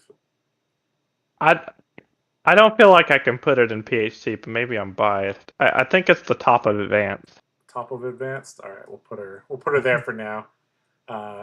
If we, the general rule is that you can only put 3 heroes in S tier, right? Or LSS will get mad, right? So we'll keep the S tier as just 3 heroes for now. All right, next up we got Puffin Hightail. This is a hero that came out in High Seas, the new mech. Most people think it's a 6. A good amount of people think it's from 5 to 7. This hero is let's see, 5.58 average, pretty tight spread. I've heard that this hero kind of reminds a lot of people of Briar. Do you see the comparison there, by any chance? No. No? Oh, okay. Like a little bit of a sequencing aggro deck that has a little bit of finesse with the cog management and all that. Blocks pretty well, can play mid-range, can play aggressive if it needs to, has some disruption. What do you think Got about a lot Puffin? of cool toys. I think the big thing about Puffin is cog management. If you don't have cogs in play, your deck actually just doesn't do anything. Unless you're playing like 0 to 60s and Fast and Furiouses or boost cards, like your hands can't function without cogs on the board. And I'd give this deck like a 6. Mm-hmm. Yeah, so this is a deck that's like you. First of all, the builds of this hero, there's quite a few builds. I've seen like builds with pummel in them. That's trying to pummel things. I've seen more boost focused decks. I've seen some decks that are just trying to play value deck with the good block cards and like all the majestics from the class, trying to blow up your equipment and stuff like that. Yeah, lots of different builds. I think the problem is there's no solidified deck for Puffin yet, so it's really hard to rate this deck.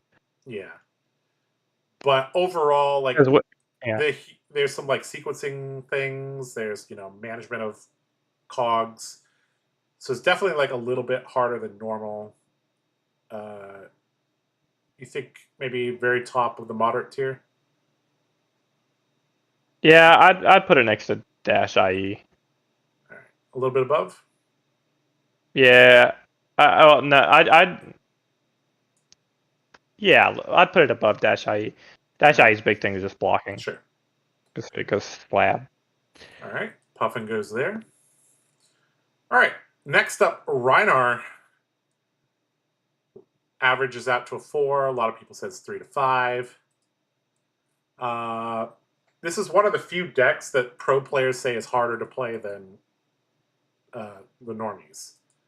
Traditionally, most of the time the pros are like, yeah, that here's easy. But this is one of the few times where the pros are like, oh, it's actually harder. 4.25 average. What do you think? Eugene makes this deck look easy. This deck is like a... I'll tell you guys a story. I've told this story before, but I'm going to tell it again. So Eugene got out his Blitz deck, shuffled it up, and made 10 starting hands. And he was like, all right, Josh. He's trying to teach me Rhinar. He's like, all right, Josh, this is the first hand. What would you do with it? I'm like, I would do this, this, this. And he's like, nope, wrong. He's like, okay, hand number 2. What are you going to do? I was like, I'll do this, this, this. He's like, nope, wrong. Hand number 3. I'm like, I'll just Arsenal pass. He's like, no. So I basically got every single opening hand wrong.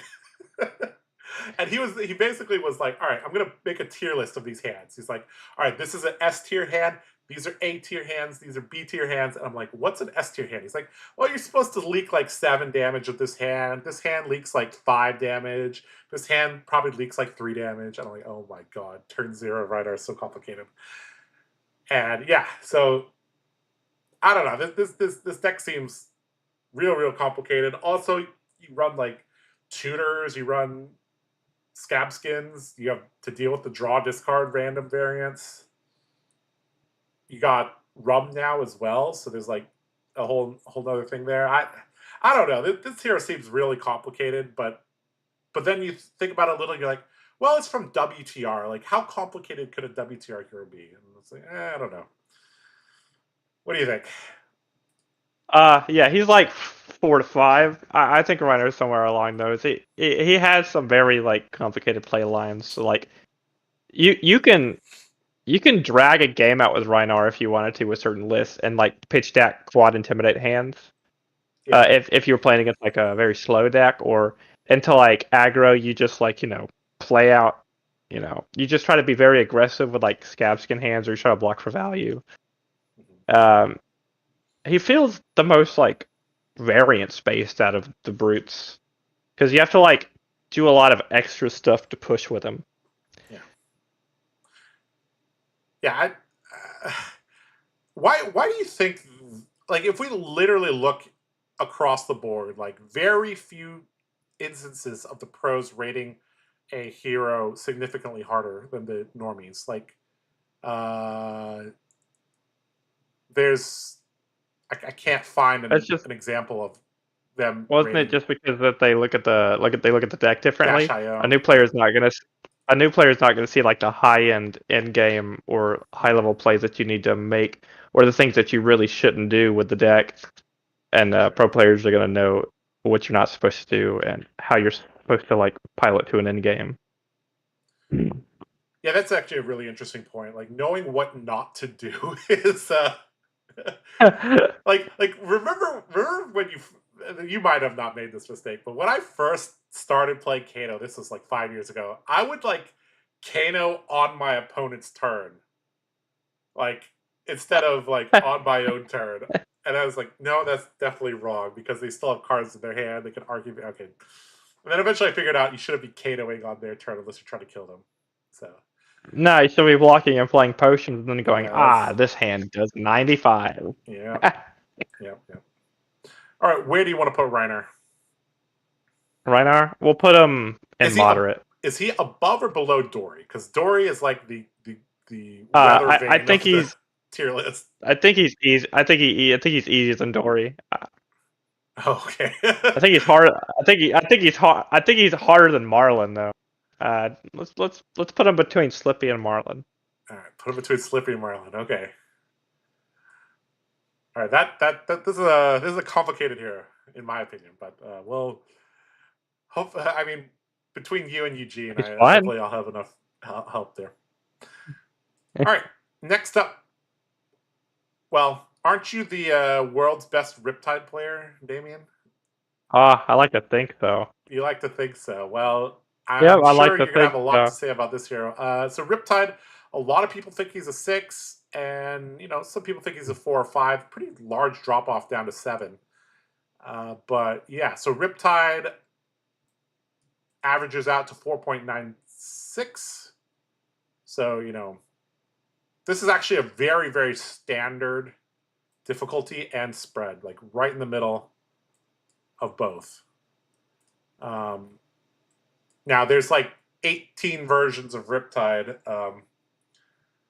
That's right. Yeah, tell me a little bit about Riptide. And Okay, what would you recommend for a new player? what would I recommend for a new player? I would just play Aggro Riptide because it's the most straightforward. Okay. Which is it's basically Cheerios with traps. Mm-hmm. That's what I like to play.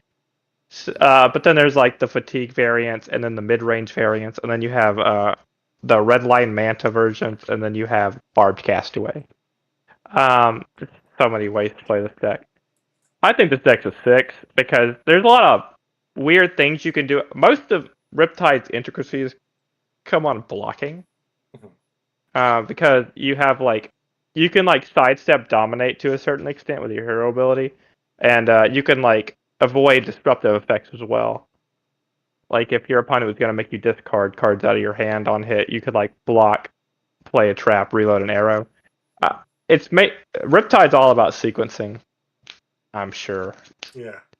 So very dependent on sequencing, but not to an extreme degree, like Dio. Katsu. The way you're supposed to play your hands aggressively are very straightforward. The way you're supposed to play your hands defensively are where all your thinking comes into play.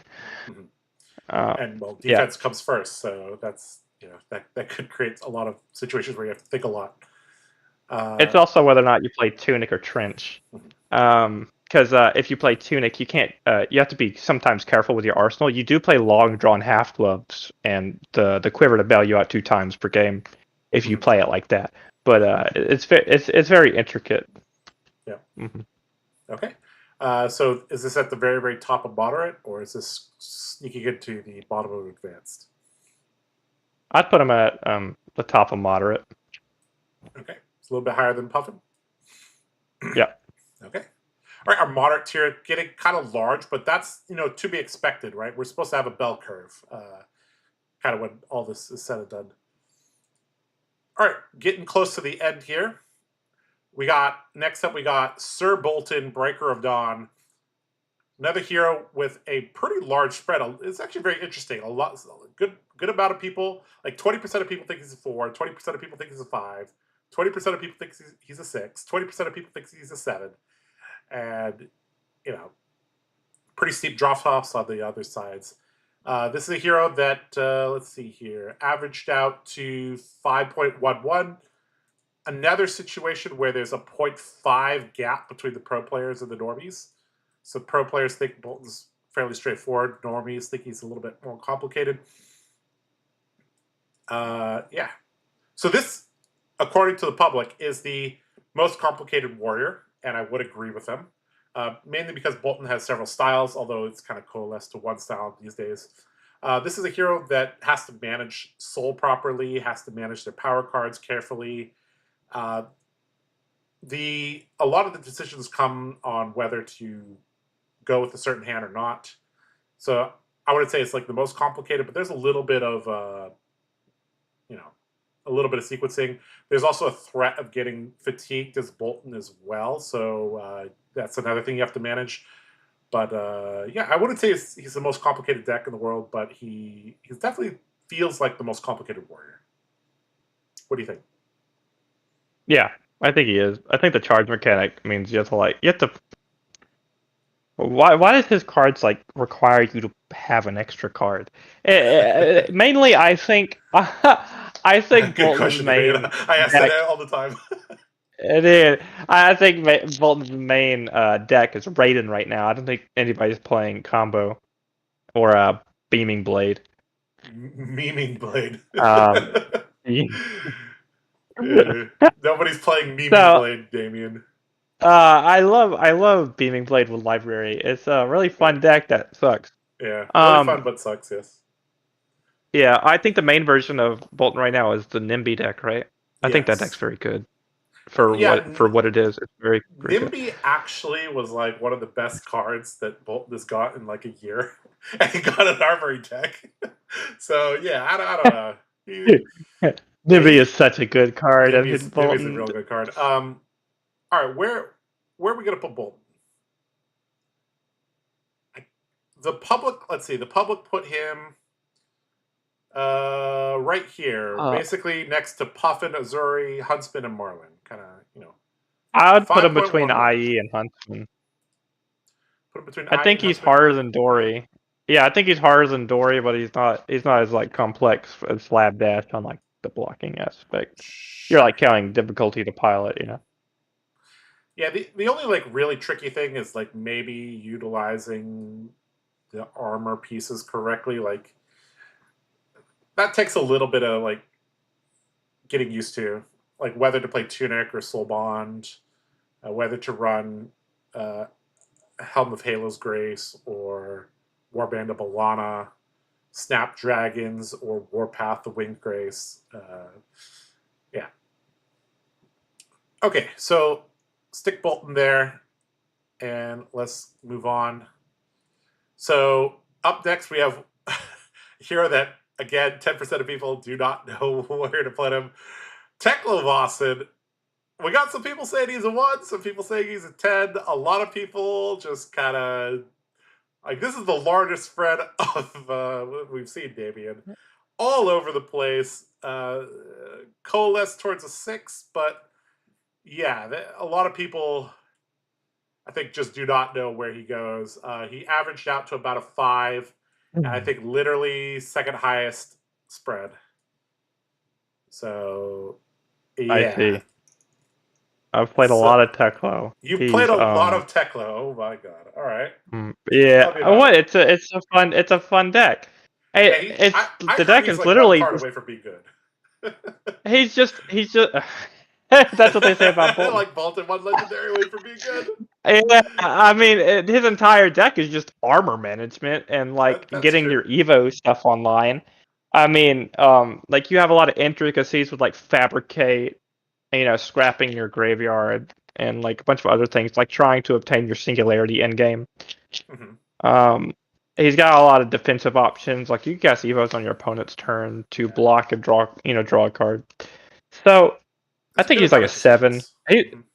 Yeah, he's got a lot of decision points. I got a lot of decision points. Also, like this is one of the Right. heroes very similar to Gravy Bones. Like time management could be an issue, uh, mainly because your opponents don't know what any of your armor does. They probably have to like consistently read your armor every single time you update it. They're like, "What does this one do? What Well, does this one do?"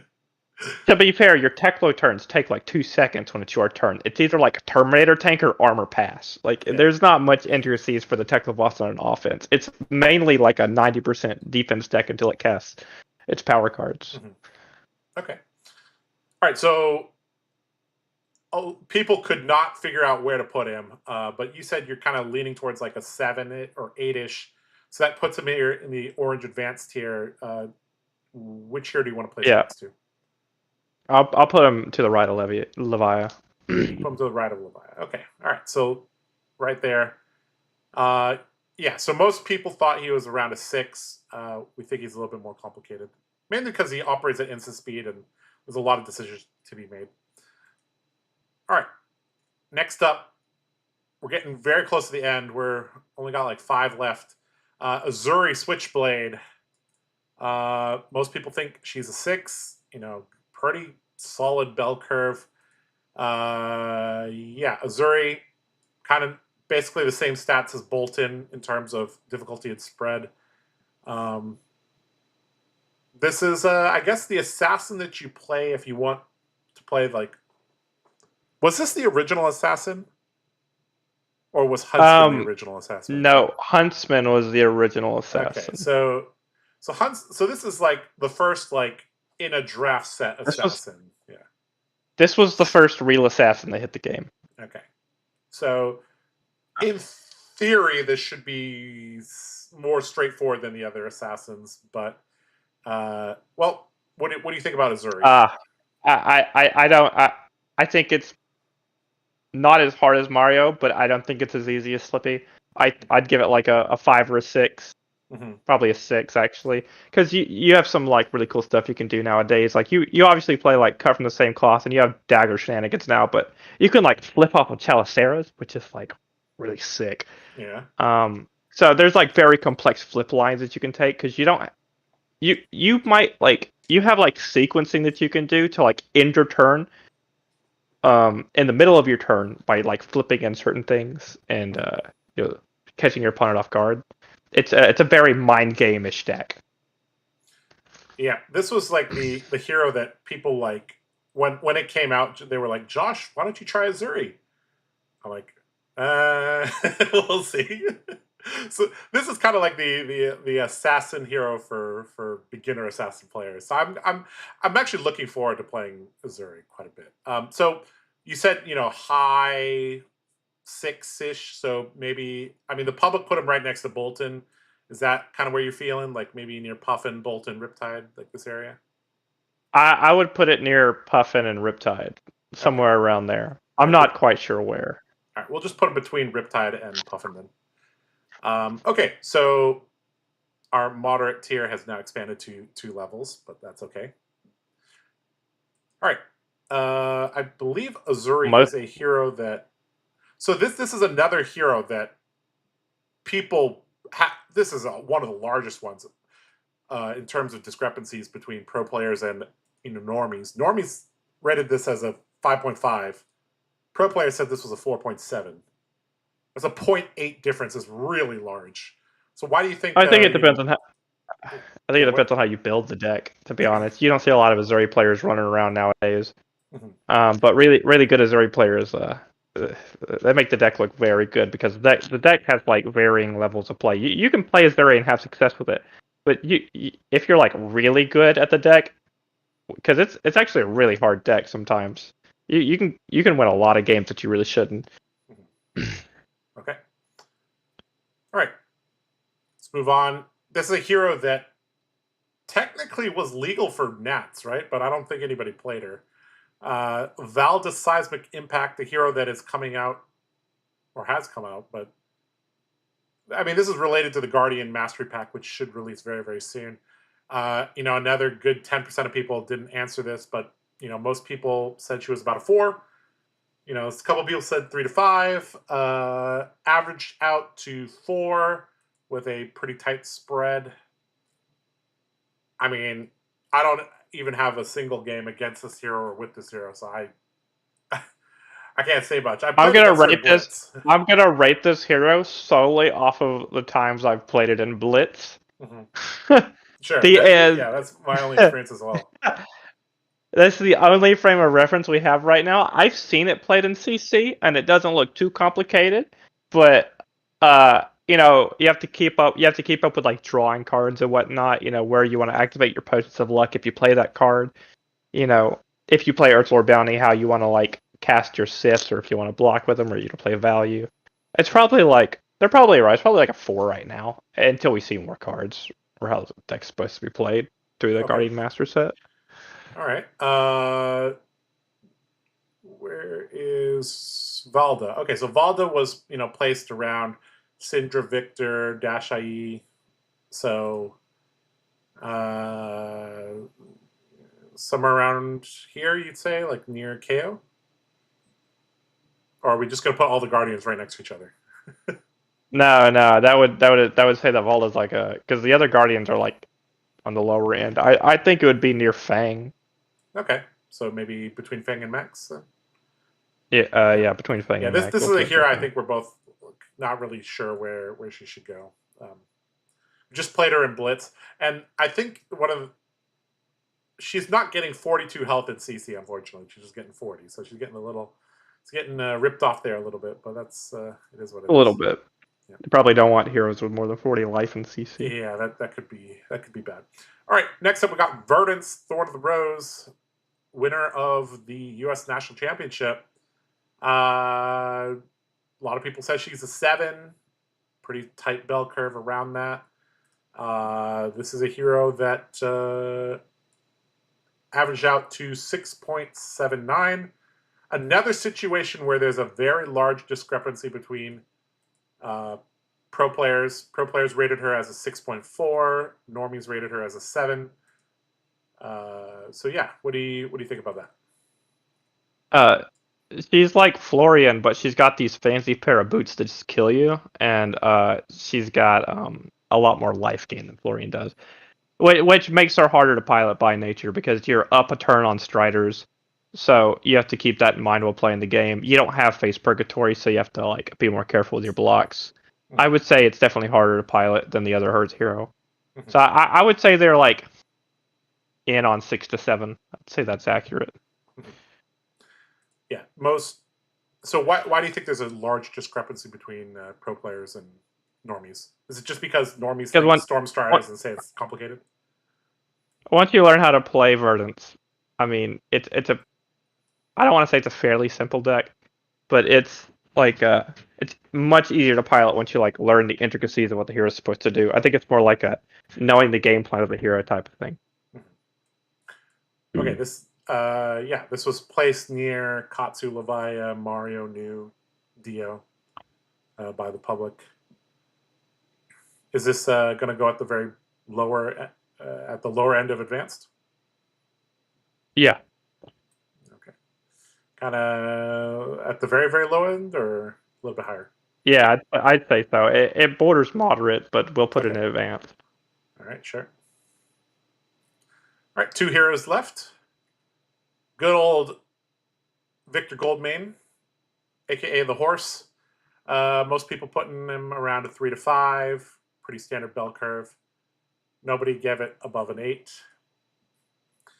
This is a hero that averaged out to 3.8, and which put it, I think as the 1, 2, 3, 4, 5, 6, 7, the 8th easiest hero in terms of rankings by the public.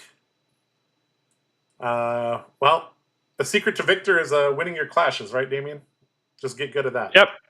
There's like nothing complicated about this deck. Your cards block. Your test of strengths really block. Yeah. And then, you're a guardian, so you play guardian cards, and you play pummels, and I don't think there's anything. It's like literally value dot deck. Is gold management a thing, or is it just you're going to be rolling in gold, so whatever? I mean, gold management is a thing, and matchups you need to cast fit to the gold mana state. But if it's not, you can use gold like. It's like it really depends, because like gold could be like an arsenal, it could be like a tunic counter. Gold's very flexible. You don't really need to like keep it for that long, because sometimes you win the game with like 8 gold, and you're like, I didn't need all of that. This is a hero, correct me if I'm wrong, but this hero also feels like has very polarizing matchups. Like you like beat the crap out of certain heroes like Syndra and I mean if a deck has to physically interact with you on a non-winning clash basis, it's very polarizing. Yeah. So basically not a brute and not a guardian, basically.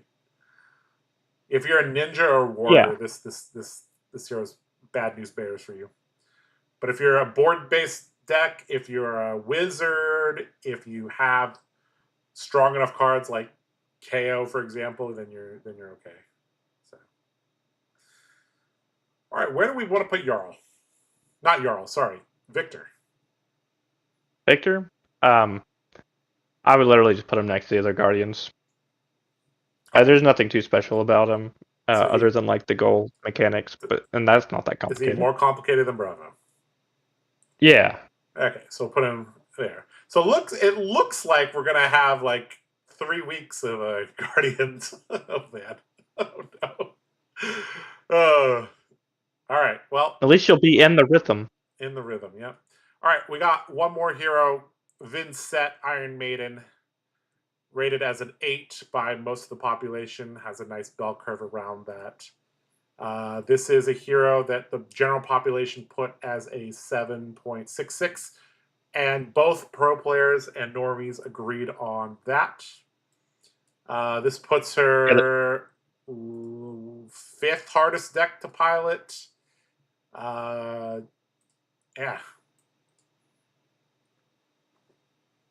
What do you think about Yeah, this deck's hard to play. I've played Vincent for a really long time. This deck's very hard to play. I'd put this at 8. I'd say this deck's harder to play than Prism. Okay. What makes this deck hard to play? Keeping track of your blood debt, knowing when to push. You can't just play out your blood debt cards in a lot of matchups because you can just get fatigued. You have to know when to set up and how to set up. Because casting all of your Malefics at the same time actually isn't set up, I don't think, because you don't want to burn them all. You know, do you play Rebel? Can you set up your Rebel turns properly? It's like knowing which blood debt tech to play from Banish, and then, you know, it's just a bunch of things, I'm pretty sure.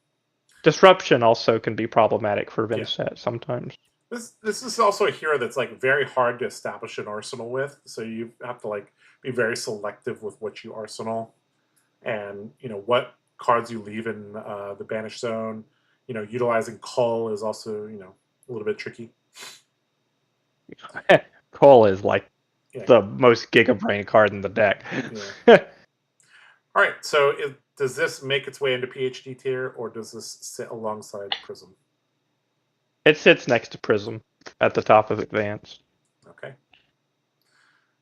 All right, well, Damien, that is all 36 heroes, I want to say. I feel like because moderate tier is now extended to 2, I kind of want to move Marlin down to easy. How do you feel about that? Just for aesthetic purposes. You do that. All right, we'll move her down. You could do that. That's fine.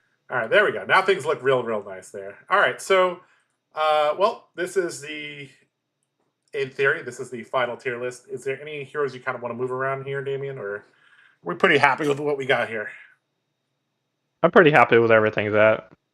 Yeah, I feel like in general, the public got most things correct.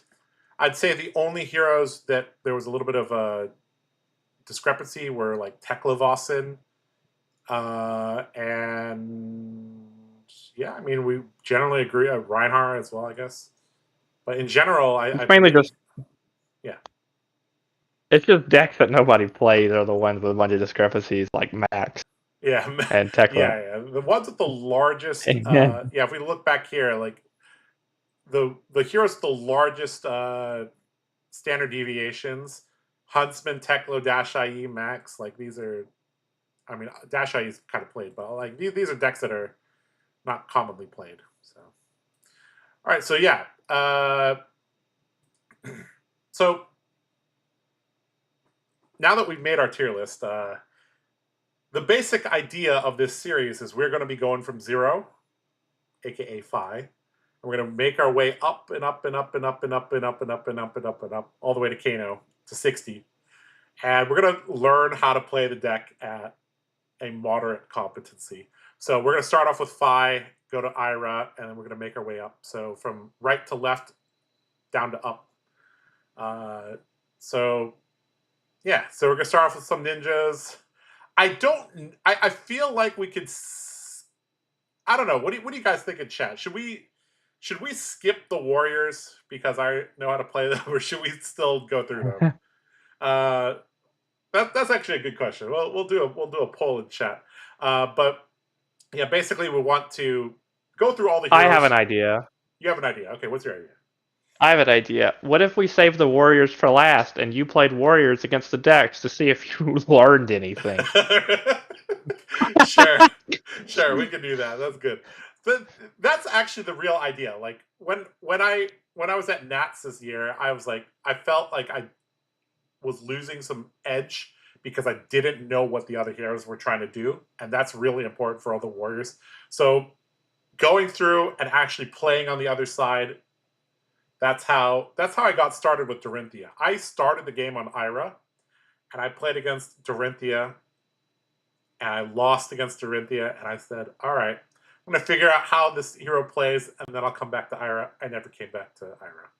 So maybe there will be a hero in this journey that kind of catches my attention. I kind of doubt it, but we'll see. If there was a hero here, Damien, that you think would become my 6th hero, what do you think it would be? Oh gosh. Let's ask in chat as well. Which hero out of all of these is Josh most likely to like? Which Or one click swings with? weapons and then has 3 blocks? Hold on. Which one has weapons and swings 3 blocks? And like 3 blocks. Yeah. Oh. That's a good question. But yeah, so that's kind of the game plan. This was episode 0 of the 0 to 60. We will try to do an episode every probably 2 weeks or so. So we'll kind of have like a stream dedicated to the warrior hotness, and then we'll have a 0 to 60 session or episode. Then we'll have a warrior stream. So we'll kind of go back and forth. So this will probably take us a good year to finish. But yeah, we should be able to do it. And Damien, you said that you could pilot every single one of these heroes, so I'm sure I have a very, very good coach to help me with this. We could also bring in some people from the community if you think that you need help on certain heroes. But yeah, Or I think it's fun. or you think it would be funny, yeah, or fun, yeah. So that's the plan, guys. So I hope you guys enjoyed episode 0 of 0 to 60. So yeah, episode 1 going to be Fai, and we're going to work our way up in order. And one day I'll be able to play Kano. One day. That day may not come very soon, but one day I'll be. The idea is to play them at 60% competency. And Damien, you have to give me the check mark, right? We won't go to the next hero. If we need to spend more time on a hero, we'll do 2 streams on a hero. But if you don't think I'm at 60% competency, we're gonna do it like in that Miracle We on might be Ice. here for a hot minute on some of these heroes. Did you watch that Miracle on Ice? Basically, they lost the game, and the coach made them line up on the on the baseline and made them run like suicides back and forth. And again. Oh boy. All right. Okay. Well, thanks for watching. So we'll cut it there for YouTube. So we could go back to streamer mode now, Damien. All right. So let's chit chat a little bit with the. I love when Josh refers to non T4 players as normies. That is true. That is true. Yeah. All right. Okay. We'll just transition back here. Kano will LL before you get there. Well, that's one way to do it. We might be in danger of losing some of these heroes, Damien, before we get there. Like Azalea -IE is probably going to disappear before we get there. But yeah, we might get new heroes before we end this as well. Yeah, that's true. For sure. And we'll just add them. We'll just add them to the list. Yeah, we should make a new shirt on the TheCardGuyz website. It says Normie, aka have not played tier 4 events. I don't know what else to like categorize it as, okay? Non-competitive players. Josh, what lines to victory do you think Gravy has to winning the Dawnblade matchup? That's a better question for Damien than for me. I know. We've beaten Dawnblade very few times, Gravy. But the times we do, they just don't draw go again. That's how you beat them. It's pretty dependent on the Dorinthea's hand structure whether or not you can beat them. It's not like based on your play because you could spend a turn just like letting the Dawnblade counters fall off by laying your hand down, but sometimes you want to do that and your hand can't be laid down because you're playing Gravy and your cards don't block. Once you get it's 3 counters, it's hard to do that. Once they get 2 counters, it's hard to remove all the counters from Dawnblade. Normies are card kids, not card guys. Oh no. Sorry to repost, Josh. Please help me pick a warrior for Canadian Nationals. All right, what are your choices? You see, You have all the warriors as well as Jarl and Victor. All right, Damien, help him out. Should he play Jarl, Mario's the best Victor, or warrior. warrior? Well, Mario's the best warrior. That's not one of his options. Let's see. Yeah, I would recommend playing know. Dawnblade Dory. I actually regret not Dawnblade. playing Dawnblade Dory at Nats. If you played Dawnblade, you'd have a pretty good gravy matchup. And if you think there are going to be a lot of gravies. I think Dawnblade Dory is in a fantastic position right now because you beat Gravy and you beat like the decks that are trying to prey on Gravy, like Syndra. Does Dio prey on Gravy? Like, but you have all the aggro decks try to prey on Gravy, and you beat them as Dawnblade Dory. So. Well, you lost to me on Dash.io. But I was on Hatchets, bro, not on Dawnblade. That's very different. Yes. Yeah. I think that Dawnblade does struggle into Earth though. You have to have a lot of sideboard slots for it. Yeah, you're gonna have trouble against Verdance and Florain, but you're gonna do well against Gravy. So it's like, how many Gravies do you think are gonna be there? So, yeah. Yeah. Hi, Josh. One question: what happened to the A to Z series? That's still going on. We're just really bad at uploading things. Like, I had a rhythm going, and then Hunted came out, and we kind of lost our rhythm.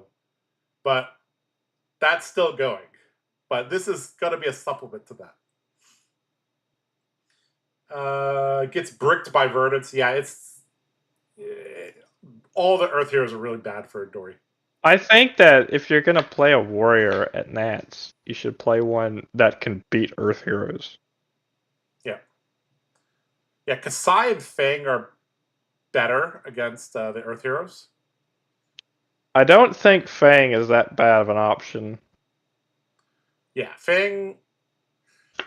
Oh, I don't know. I have a love-hate relationship with Fang. I like having no blocks and 2 blocks just hurts my soul.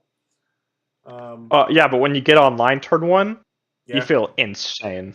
Yeah, if you want to roll the dice a little bit, Fang might be better. If you want a little bit more consistency, then Kassai. Oh, right, new LL. So the Guardians are actually better, huh? No, all the Guardians lose to Verdance. Oh, that's true, yeah. So I also don't have a good Florain matchup either. Yeah. You're right. Oh, also Gravy Buds destroys all the Guardians. Oh no, poor Guardians. Oh no. Well, that's kind of iffy. It depends on how much they tech for him. Yeah. You could rejoin the Fang gang. Well, that could there you go. You could always do what I generally do is just bring 2 decks and then pick at the last moment. All right, if you guys in chat have any more questions, you could leave them in chat. If not, we're going to kind of wrap things up. Yeah.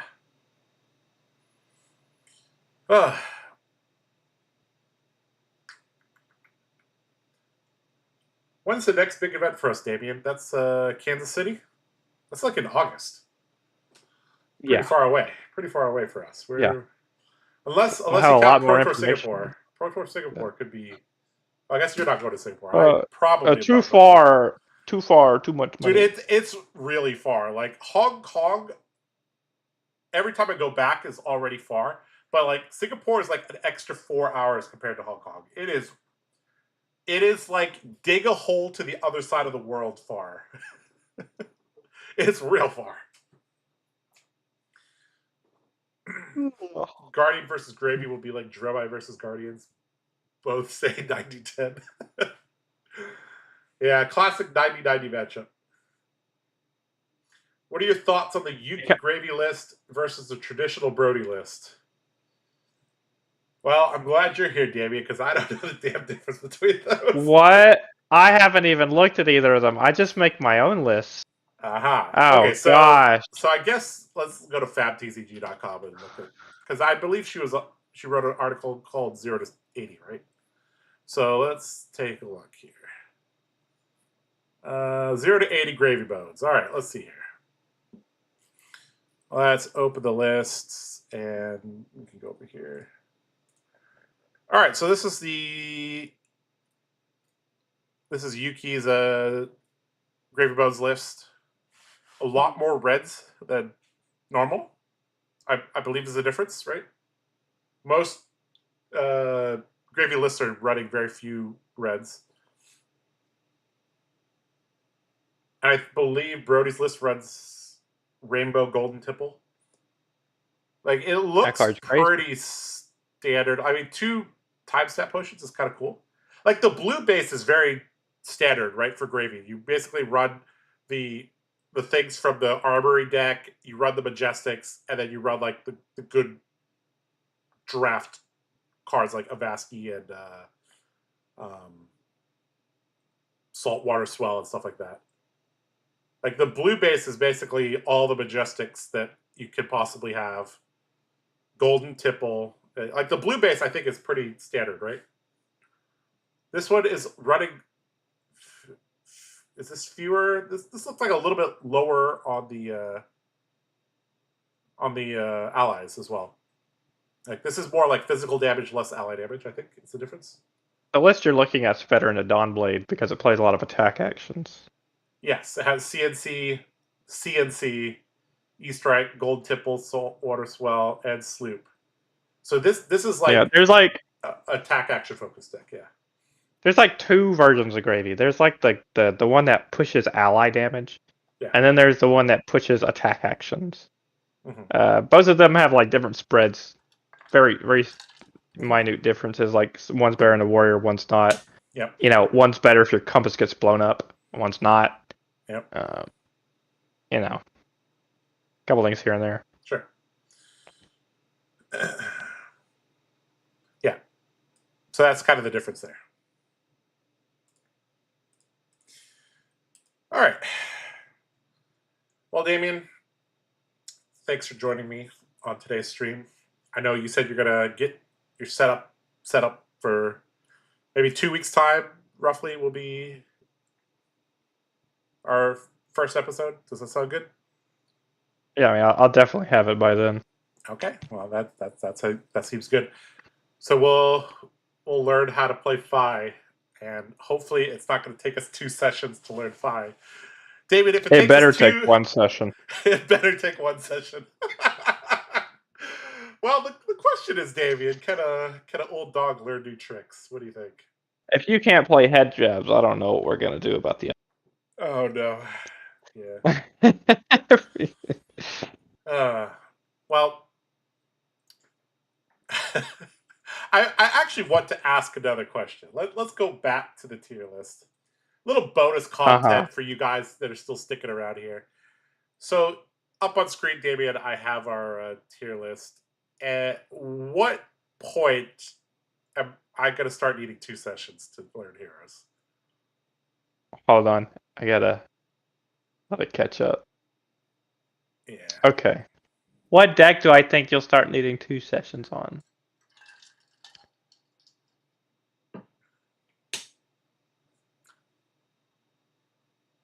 You probably play Syndra if you play Fai. Kayo's not that hard. You know how to cast Fell in the Crown, hopefully. Have I ever resolved the Felling? I don't think I've actually resolved the Felling before.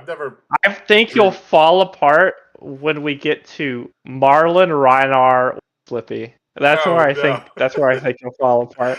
Marlin, Rhinar, and Slippy. Okay, so I can pilot anything down here, but as soon as we get up here, it becomes difficult. All right, that seems reasonable. All right, hopefully we can do this.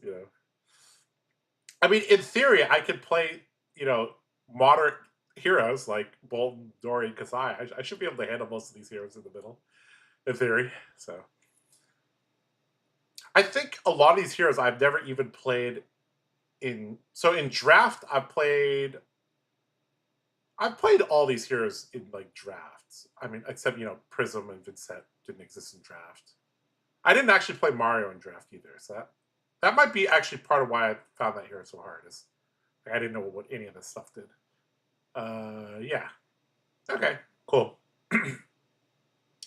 Any other things you want to discuss about the tier list? If not, we can kind of wrap it up. No. A tip from me. Oh, you still haven't picked what my 6th hero will be.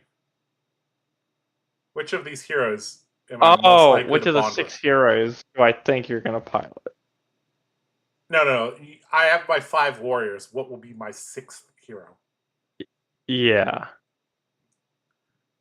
Don't say the next Dust Till Dawn warrior. I feel like it's gonna be like Azuri or Verdance. I actually think Verdance is going to be quite high up there. I think I kind of click with that style, but we'll see. Verdance has a lot of like similarities to Warrior in a weird way. Like you block a lot, you pick your spot correctly, you go for a big turn. I guess the main difference is the armor is going to be quite different, but yeah. Okay, that sounds good. So Azuri or Verdance is the pick from Damien.